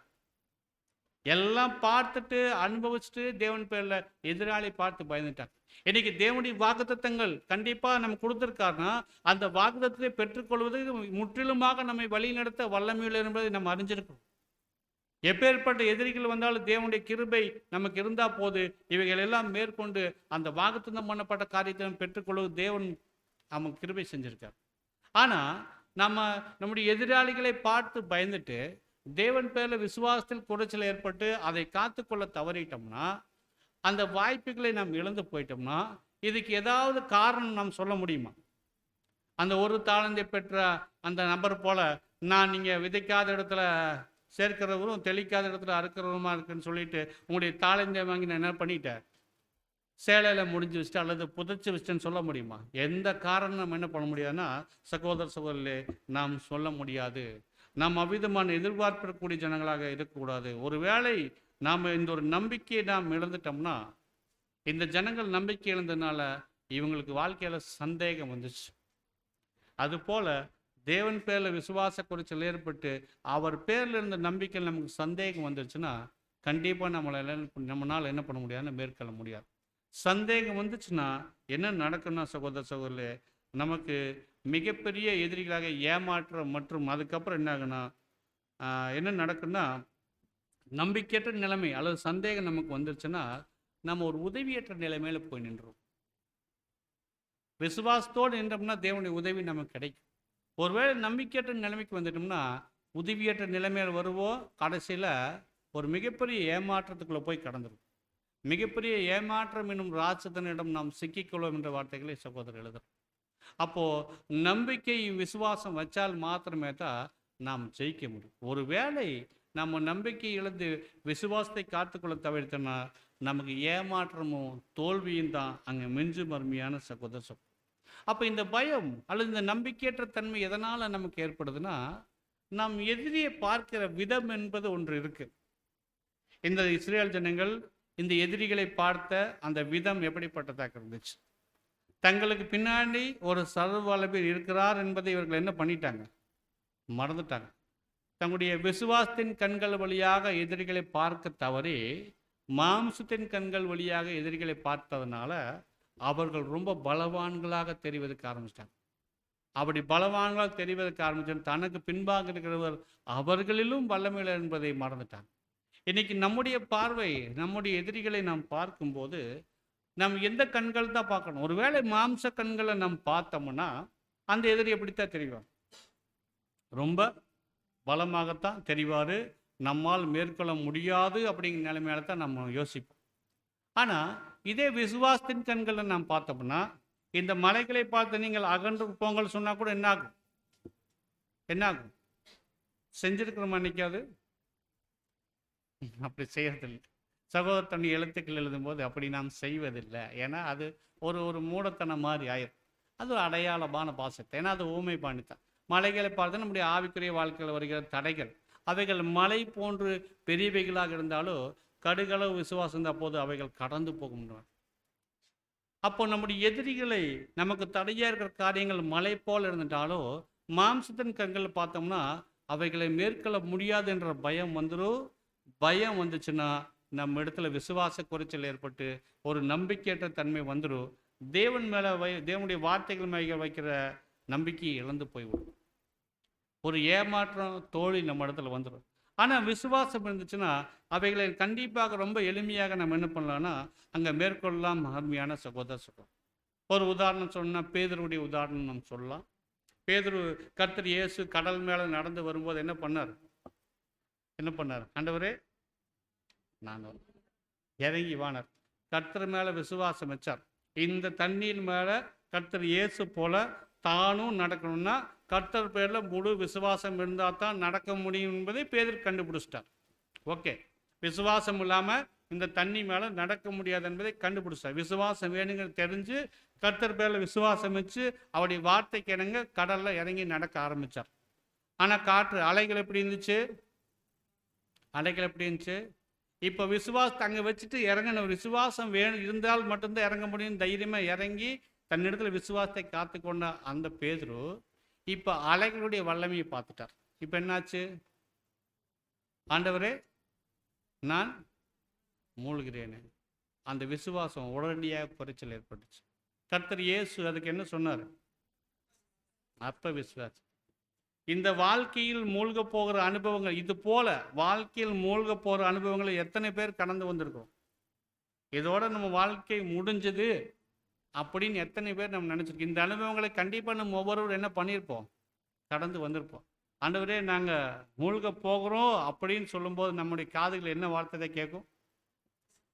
விசுவாசத்தோடு இறங்கின நீயே இந்த மாதிரி ஒரு காரியத்தை இந்த ஒரு உன்னுடைய எதிரியுடைய பலத்தை பார்க்கும்போது பயந்துக்கலாமா? நீ எதன் நம்பிக்கையான விசுவாசத்தை நம்பிக்கை வச்சு இறங்கின. ஆனால் என்ன பண்ண முடியும்? அப்போ அந்த வார்த்தை ஒரு அற்ப விசுவாசியே சந்தேகம். உங்களை வழி நடத்தவர், உங்களை கூப்பிட்டு வந்தவர், உங்களுக்கு வாக்குத்தத்தம் பண்ணவர், இறுதி வரைக்கும் உங்களை கூப்பிட்டு போவார். நீங்கள் விசுவாசம் குறைச்சல ஏற்பட்டுறாதீங்க, சந்தேகப்பட்டுறாதீங்க, மூழ்க போகிறோம் என்று பயந்துடாதீங்க. உங்களை கரம் பிடிச்சு வழி நடத்திட்டு வர்றது யார் தான்? எப்படி இஸ்ரேல் ஜனங்கள் அநேக நன்மைகளை பார்த்துட்டு வந்தாங்களோ அது போல நம்மளையும் மிகப்பெரிய அற்புதத்தில் மிகப்பெரிய வல்லமையில தேவன் நம்ம என்ன பண்ணியிருக்காங்கன்னா இந்த வழியில் கூப்பிட்டு வந்துருக்காரு. உண்மையிலே இல்லைங்களா? கண்டிப்பாக எத்தனை அனுபவங்கள் வாங்கி கடந்த ஒவ்வொருவரும் இந்த வாழ்க்கைக்குள்ள தேவனுடைய கிருபையினால் வந்து நிற்கிறோம் என்பது அறிந்த ஜனங்களாக இருக்கிற நாம இறுதி வரைக்கும் எப்பேற்பட்ட போராட்டங்கள் வந்தாலோ மூழ்கக்கூடிய அனுபவங்கள் வந்தாலோ விசுவாசத்தில் நிலைத்து நிற்பது நம்முடைய கடமை.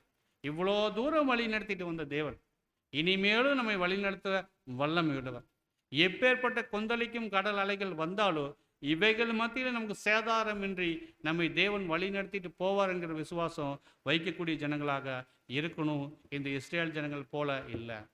இந்த முதல் சந்ததியார் என்ன பண்ணாங்கன்னா, அவங்க அந்த வனாந்தரத்தில் அந்த எதிரிகளை பார்த்து தேவன் பேரில் நம்பிக்கையற்ற ஜனங்களாக அங்கே மாறிவிட்டார்கள் என்பதை நான் பார்க்க பாருங்க. ஆரம்பத்தில் இருந்த ஒரு விசுவாசம் அந்த ஜனங்களத்தில் பிரயாணத்தில் முழுவதுமாக இல்லை. ரொம்ப ஒரு அரைகுறை மனதோட என்ன பண்ணாங்கன்னா அவங்க வந்தாங்க பாருங்க. அந்த ஜனங்கள் வாக்குத்தத்தம் பண்ணப்பட்ட அந்த தேசத்துக்கு ரொம்ப பக்கத்தில் வந்துட்டாங்க. இன்னும் கொஞ்சம் விசுவாசத்தை காத்திருந்தாங்கன்னு வைங்க, எங்கே போயிருப்பாங்க? கொஞ்சம் விசுவாசத்தை காத்திருந்தாங்கன்னா அவங்க ரொம்ப உள்ளே போயிருப்பாங்க. ஆனால் அவங்களுடைய அவநம்பிக்கையில் அவங்க விசுவாச கொடுத்தனால என்ன பண்ணிட்டாங்கன்னா, சகோதர சகோதரிகளே, அவங்க பக்கத்தில் இருந்த அந்த லக்கு, அந்த வாக்குத்தத்தம் பண்ணப்பட்ட ஆசீர்வாதம் இவங்களுடைய விசுவாச கொடுத்ததுனால எட்டி பிடிக்கிற தூரத்தில் இருந்தது ரொம்ப தூரமாக மாறிவிடுச்சு. ஆக்சுவலாக அது பக்கமாகத்தான் இருக்குது, ஆனால் இவங்களுடைய விசுவாச கொடுத்ததுனால ரொம்ப தூரம் கடந்து போயிடுச்சு. 40 வருஷம் வனாந்தரத்தை சுற்று விட்டார். யாரெல்லாம் கீழ்ப்படியாமல் விசுவாசத்தை காத்துக்கொள்ள தவறுனாங்களோ வனாந்தரத்துலேயே அவங்களுடைய வாழ்க்கை முடிச்சு. பாருங்க, கொஞ்சம் விசுவாசத்தை காத்து என்ன பண்ணியிருப்பாங்க, உள்ளே போயிருப்பாங்க. அங்கே தேவன் பேரில் நம்பிக்கை இழந்த ஜனங்களாக மாறினால அவங்களுக்கு அது சோதனை நாட்களாக, சோதனை காலமாக அங்கே மாறிவிட்டு அவருடைய வாய்ப்பை இழந்து போய்விட்டாங்க. இன்னைக்கு நம்முடைய வாழ்க்கையில் நம்ம ஒவ்வொருவருக்கும் கை மேலே பலன் இருக்கு. இன்னும் கொஞ்சம் கஷ்டப்பட்டோம்னா அந்த வாக்குத்தத்தம் பண்ணப்பட்ட ஆசீர்வாதத்தை நாம் சுதந்திரத்துக் கொள்வதற்கு வாய்ப்பு ரொம்ப பக்கத்தில் இருக்குது. ஒருவேளை இந்த ஜனங்கள் போல நம்பிக்கையற்றவர்களாக மாறிட்டோம்னா அது நமக்கு எட்டா கனியாக அங்கே மாறிவிடும். சகோதர நமக்கு இப்போ தெரியாது, பின்னாடி தெரியும். எவ்வளோ தூரம் நாம் வந்துட்டு கொஞ்சம் விசுவாசத்தை காத்துக்கொள்ள தவறுனால இந்த வாய்ப்பை இழந்து போயிட்டோம் என்று சொல்லி அப்போது நாம் நினைப்போம். அருமையான சகோதர பாருங்க, அது போலதான் இந்த ஜனங்கள் அங்கே வாய்ப்புகளை அந்த இஸ்ரேல் ஜனங்கள் இழந்துட்டு போயிட்டாங்க. இந்த ஜனங்களுக்கு சந்தேகம் வந்ததுக்கு மோசே ரொம்ப கவலைப்பட்டார். மோசேக்கு நன்றாக தெரியும் இந்த ஜனங்களை ஆரம்பத்திலிருந்து யார் பலத்த சத்துவத்தில் வழி நடத்திட்டு வராங்க. மோசேக்கு தெரியுமா தெரியாதுங்களா? மோசேக்கு நன்றாக தெரியும். இந்த ஜனங்கள் தங்களை வழிநடத்துகிற பேர்லேயே சந்தேகப்படும் போது மோசே ரொம்ப ஏமாற்றம் அடைஞ்சவராக போயிட்டான். ஏன் இந்த ஜனங்கள் இப்படி பண்ணுறாங்க? இவ்வளோ வல்லமையுள்ள கடத்தில் தேவன் கூப்பிட்டு வந்தாலும் இவ்வளோ நன்மைகளை இந்த ஜனங்கள் அவங்களுக்கு கேட்டதெல்லாம் கொடுத்தாரு வனாந்தரம். ஆனால் அந்த ஜனங்கள் என்ன பண்ணல? அவங்க முறுமுறுக்கிறதுக்கும் அவிசுவாசத்துக்கும் போன ஜனங்களாக மாறிட்டாங்க. தேவன் இவர்களை எப்படி வழி நடத்திட்டு வந்தார் என்று சொல்லும்போது உபாகம் 1ஆம் அதிகாரம் 31 33 வரைக்கும் வாசிக்கும்.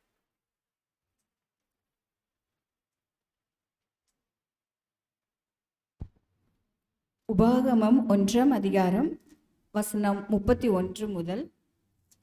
ஒரு மனிதன் தன் பிள்ளையை சுமந்து கொண்டு போவது போல நீங்கள் இவ்விடத்திற்கு வருகிற வரைக்கும் நடந்து வந்த வழிகள் எல்லாவற்றிலும் உங்கள் தேவனாகிய கர்த்தர் உங்களை சுமந்து கொண்டு வந்ததை கண்டீர்களே. போதும் சிஸ்டர், எப்படி கூப்பிட்டு வந்தாருங்களாமா பாருங்க. இதெல்லாம் உள்ள உபாகம் கடைசியில் அந்த ஜனங்கிட்ட சொல்லுவார், என்ன நடந்துச்சுங்கிறது உபாகத்தில் சொல்லுவார். எப்படி சொல்றாருன்னா, ஒரு மனிதன் தன் பிள்ளையை தன் சுமந்து கொண்டது போல நீங்கள் இவ்விடத்துக்கு வர வரைக்கும் நீங்கள் நடந்து வந்த வழிகள் எல்லாவற்றிலும் தேவனாகிய கர்த்தர் உங்களை சுமந்து கொண்டு வந்தார். எப்படி கூட்டிகிட்டு வந்திருக்காரு பாருங்க அந்த ஜனங்களை. ஒரு தகப்பன் தன் பிள்ளையை தோளில் சுமந்துட்டு வருவது போல இந்த ஜனங்களை தேவன் என்ன பண்ணிருக்காருன்னா சுமந்துட்டு வந்திருக்கார். எவ்வளோ பெரிய மாபெரும் ஆசீர்வாதத்துக்குள்ள அந்த ஜனங்களை இந்த தேவன் வழி நடத்திட்டு வந்திருக்காரு. இவங்களுடைய செருப்பு தேஞ்சு போச்சு எங்காவது, இவங்களுடைய துணி எங்காவது பாருங்க. அடுத்த வசனங்கள் நீங்க வாசிங்க. உங்கள் தேவனாகிய கர்த்தர் நீங்கள் பாளையம் இறங்கத்தக்க இடத்தை பார்க்கவும் நீங்கள் போக வேண்டிய வழியை உங்களுக்கு காட்டவும் இரவில் அக்னியிலும் பகலில் மேகத்திலும் உங்களுக்கு முன் சென்றாரே. எப்படி போனார்களாமா? உங்களை நீங்கள் எங்கே போகணும், எப்படி போகணுன்றதெல்லாம் காமிக்க. பகலில் அவர் மேக ஸ்தம்பத்திலும் இரவில் அக்னி ஸ்தம்பத்தில் உங்களை வழி நடத்தி. அடுத்த வசனம். இப்படி இருந்தும் இந்த காரியத்தில் நீங்கள் அவரை விசுவாசியாமற் போனீர்கள். பாருங்க என்ன சொல்லுவார்னா அந்த வசனங்களில், முன்னாடி வசனங்கள் பின்னாடி வரும். நீங்கள் தங்க வேண்டிய பாளையம் இறங்க வேண்டிய இடங்களை அவர் போய் பார்த்துட்டு வருவார் தேவன். நீங்கள் பாளையம் இறங்க வேண்டிய இடங்களை பார்த்து உங்களை ஒரு தகப்பன் தன் தோளில் சுமந்து கொண்டு போல அந்த ஜனங்களை சுமந்து கொண்டு பாருங்கள். சர்வ வல்லமையுள்ள தேவன் இவர்களை மேகஸ்தம்பத்திலும் அக்னி ஸ்தம்பத்திலும் வழி நடத்திட்டு இவங்க எங்கே பாளையம் இறங்கணும், எங்கே இறங்கக்கூடாது எல்லாம் பார்த்து பார்த்து அவர்களுக்கு எல்லாமே நன்மையான காரியங்களை அங்கே தேவன் செஞ்சுட்டு வந்தார். எந்த இடத்துலையும் இந்த வனாந்தர பிரயாணத்தில் அவங்க கஷ்டப்பட்டது போல இல்லை. ஏன்? அவர்களை சுமந்து கொண்டு வந்தது யாரு? ஒரு தகப்பன் சுமந்து வருவது போல அந்த ஜனங்களை தேவன் அங்கே சுமந்து கொண்டு வருவதை நாம் பார்க்கணும் சகோதரர்கள். அது மாத்திரமல்ல, உபாகம் 32 9-12 வரைக்கும் தேவன் அந்த ஜனங்களை எப்படி பார்த்தார்னா, அவர்களை சுமந்து கொண்டு வந்து எடுத்து அவர்களை தன் செட்டையின் மேல் சுமந்து போகிறது போல. பாருங்க, வாசிங்க சிஸ்டர். உபாகம் 32 9 கர்த்தருடைய ஜனமே அவருடைய பங்கு, யாக்கோபு அவருடைய சுதந்திர வீதம். போதும். அதுக்கு அடுத்த வசனங்களை வரும்போது, இந்த ஜனங்களை தன்னுடைய கண்மணியை போல பாதுகாத்து கழுகு தன் கூட்டை கழுகு தன் குஞ்சுகள் மேல் அசைவாடி அவைகளை தன் செட்டைகள் மேலே சுமந்து கொண்டு வருவது போல தேவன் இவர்களை கொண்டு வந்தார். அவ்வளோ ஒரு ஆசீர்வாதத்தோட, அவ்வளோ வல்லமையோட இந்த ஜனங்கள் வனாந்தரத்தில் நடக்கிறாங்களா இல்லையாங்கிற அளவுக்கு ரொம்ப ஆசீர்வாதமாக இந்த ஜனங்களை சுமந்து கொண்டு வந்தார். இவனுடைய வஸ்திரங்களோ பழசாய் போகலை, இவங்களுடைய பாதரட்சங்கள் தேய்ந்தே போகல. ஏன்னா சுமந்து கொண்டு வருவது யாரு? தேவன். அவ்வளோ ஒரு ஆசீர்வாதத்தோடு இந்த ஜனங்களை அவர் கொண்டு வந்தார். அவருடைய பராக்கிரமத்தை பார்க்க தவறி அவர் மேலே இருக்கிற விசுவாசத்தை இந்த ஜனங்கள் தவறி விட்டார்கள். அவருடைய அந்த அந்த நேரங்களுடைய கண்கள் கூடாக்கப்பட்ட நிலைமைக்கு போயிடுச்சு. அநேக தருணங்களில் யாரெல்லாம் இந்த வாழ்க்கையில் சில நேரங்களில் இந்த தவறுகளுக்குள்ளாக போகிறாங்களோ அல்லது குறைபாடுகள் கடந்து போகிறாங்களோ அவங்களுக்கெல்லாம் கொஞ்ச காலம் சத்தியத்துக்கு கூடாக்கப்பட்ட நிலைமையில போயிடுவாங்க. அந்த தவறுகள் நடந்துடும். தாவீது இப்போ உதாரணமாக பார்த்தோம். தாவீதுடைய வாழ்க்கையில் நாத்தான் அங்கே அவர் சவால் விடுற வரைக்கும் அவருக்கு தெரியல. சத்தியத்தினுடைய முக்கியத்துவம் மறைக்கப்பட்டு கூடாக்கப்பட்ட நிலைமையில் இருந்தார். தேவனுடைய வார்த்தைகள் மேலே அவருக்கு கூடாக்கப்பட்ட நிலைமை இல்லைன்னா அந்த தவறுகளை அவர் என்ன பண்ணியிருக்க மாட்டார், செஞ்சிருக்க மாட்டார். தேவன் தாவீது கேட்டதெல்லாம் கொடுத்தாருங்க. சகோதரர் எழுதும்போது, உனக்கு என்ன வேண்டும், இன்னும் என்ன வேணாலும் நான் கேட்டேன், நான் கொடுத்துருந்துருப்பேனே, ஏன் என் வார்த்தைக்கு நீ கீழ்ப்படியாமல் இப்படி பண்ணிட்ட? நாத்தான் உணர்த்தும் போது தான் அங்கே தாவீதுக்கு தெரிஞ்சது, தேவனுடைய வார்த்தைகளுக்கு சத்தியத்துக்கு கொஞ்ச காலம் தான் கூடாக்கப்பட்ட அனுபவத்துக்களை கடந்து போனதை அவர் உணர்ந்து முழிச்சிட்டார். ஆமாம், நான் என்ன பண்ணிட்டேன், தேவனுடைய வார்த்தைக்கு கொடுக்க வேண்டிய முக்கியத்துவம் அது குறைக்கப்பட்டு ஒரு கூடாக்கப்பட்ட நிலைமைக்கு அந்த ஒரு அனுபவத்தை தாவீது பெற்றார். அதே போல தான் இந்த இஸ்ரேல் ஜனங்கள் இவர்கள் அடிமைகளாக இருந்து மீட்கப்பட்டு கூட்டிட்டு வரப்பட்டாங்க. ஆனால் தேவனுடைய வார்த்தைகள் மேலே வாக்குத்தத்தங்கள் மேலே நம்பிக்கையற்ற நிலைமைக்கு கூடாக்கப்பட்ட நிலைமை கொஞ்ச காலம் போனதுனுடைய வெளிப்பாடு தான் விசுவாசத்தை காத்துக்கொள்ள தவறுது. பாருங்க, ரொம்ப எளிமையாக நம்ம கண்டுபிடிச்சலாம். ஆமாம், அந்த ஜனங்கள் விசுவாசத்தை காத்துக்கொள்ள தவறிட்டாங்க. தேவன் பேரில் தேவனுடைய வார்த்தைகள் பேரில் நம்பிக்கை வைக்கல. இது சொல்வது ரொம்ப எளிமை.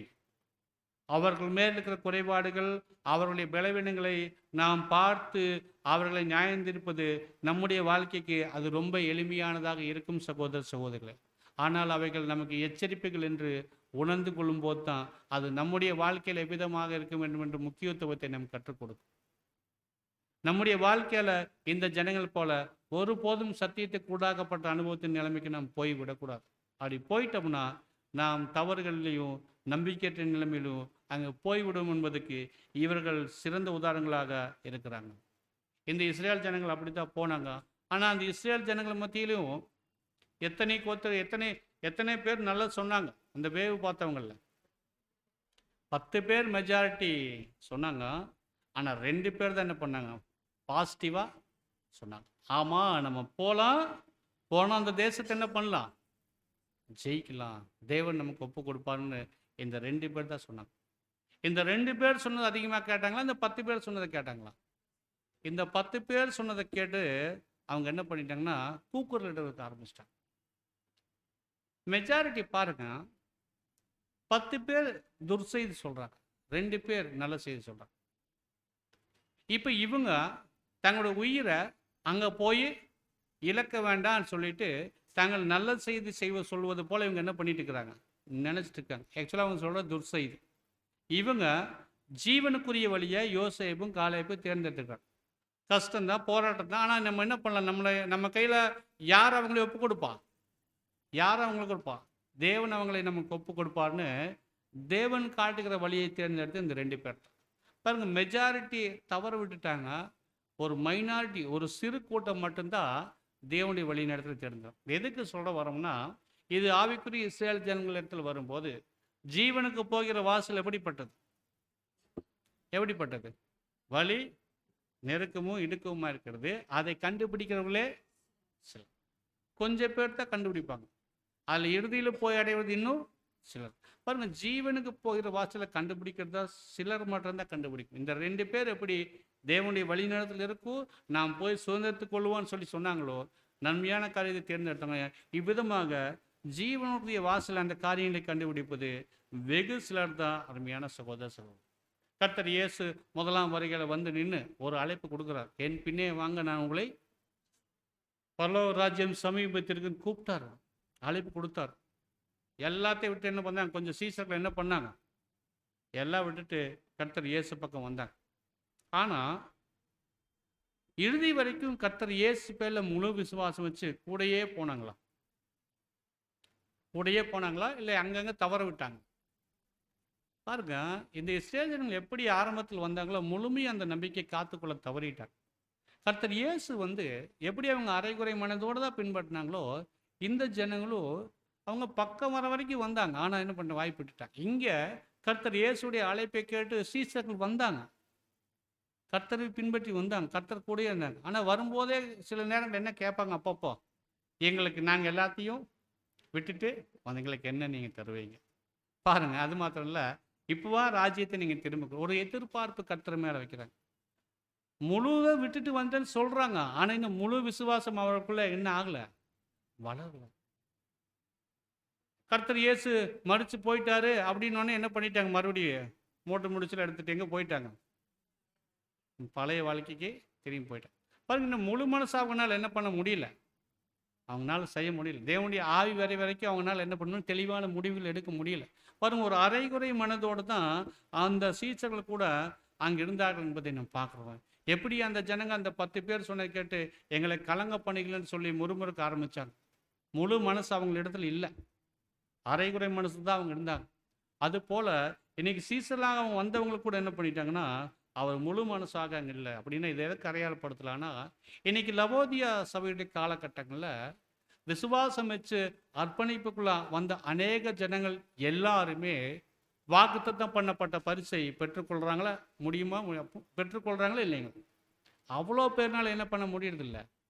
எவ்வளோ பேர் வர்றாங்களோ அதில் சொற்பமான ஜனங்கள் மாத்திரமே தான் அந்த பரிசை பெற்றுக்கொள்ளக்கூடியவர்கள். அநேகர் இந்த காலம் முழுவதும், இந்த லவோதிக்கா சபையின் காலம் முழுவதும் வாய்ப்புக்குள்ளே வந்து அரை மனதாக இருக்கிற சீசர்களாக இருப்பதனால, முழு விசுவாசத்தை காட்ட தவறுவதனால அநேகர் பின்வாங்கி போன ஜனங்களாக மாறிவிடுகிறார்.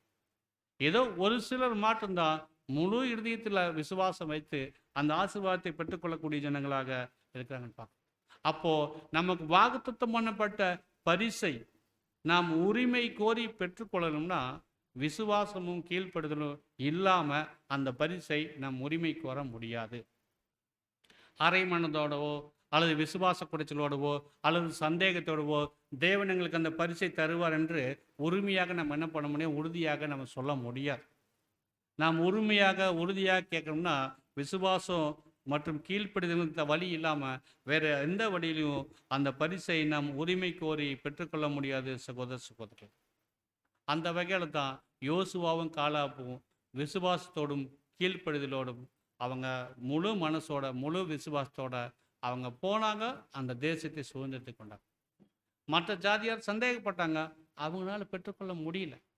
இவர்கள் போயிட்டு அந்த சந்தியை பெற்றுக்கொண்டு அங்கே வசனங்களை வாசிக்கும் போது, அந்நாளிலே மோசே, நீ என் தேவனே கர்த்தரை உத்தமாய் பின்பற்றினபடியால் உன் கால் மிதித்த தேசம் உனக்கும் உன் பிள்ளைகளுக்கும் என்றென்றைக்கும் சுதந்திரமாயிருக்க கிடவது என்று சொல்லி ஆணையிட்டார். யோசுவா 14:9. இந்த நம்பிக்கையோடு போன அந்த யோசுவா காலேபுடைய சந்ததியார் பார்த்து சொல்லுகிற வார்த்தைகள், இந்த தேசம் என்றென்றைக்கும் மூலதாக இருக்கும் என்று சொல்லி அங்கே தேவன் அங்கே வாக்குத்தத்தம் கொடுத்ததை நாம் பார்ப்போம். இது போல தேவனுடைய பிள்ளைகள் இந்த யோசுவா காலை போல இருக்கணும்.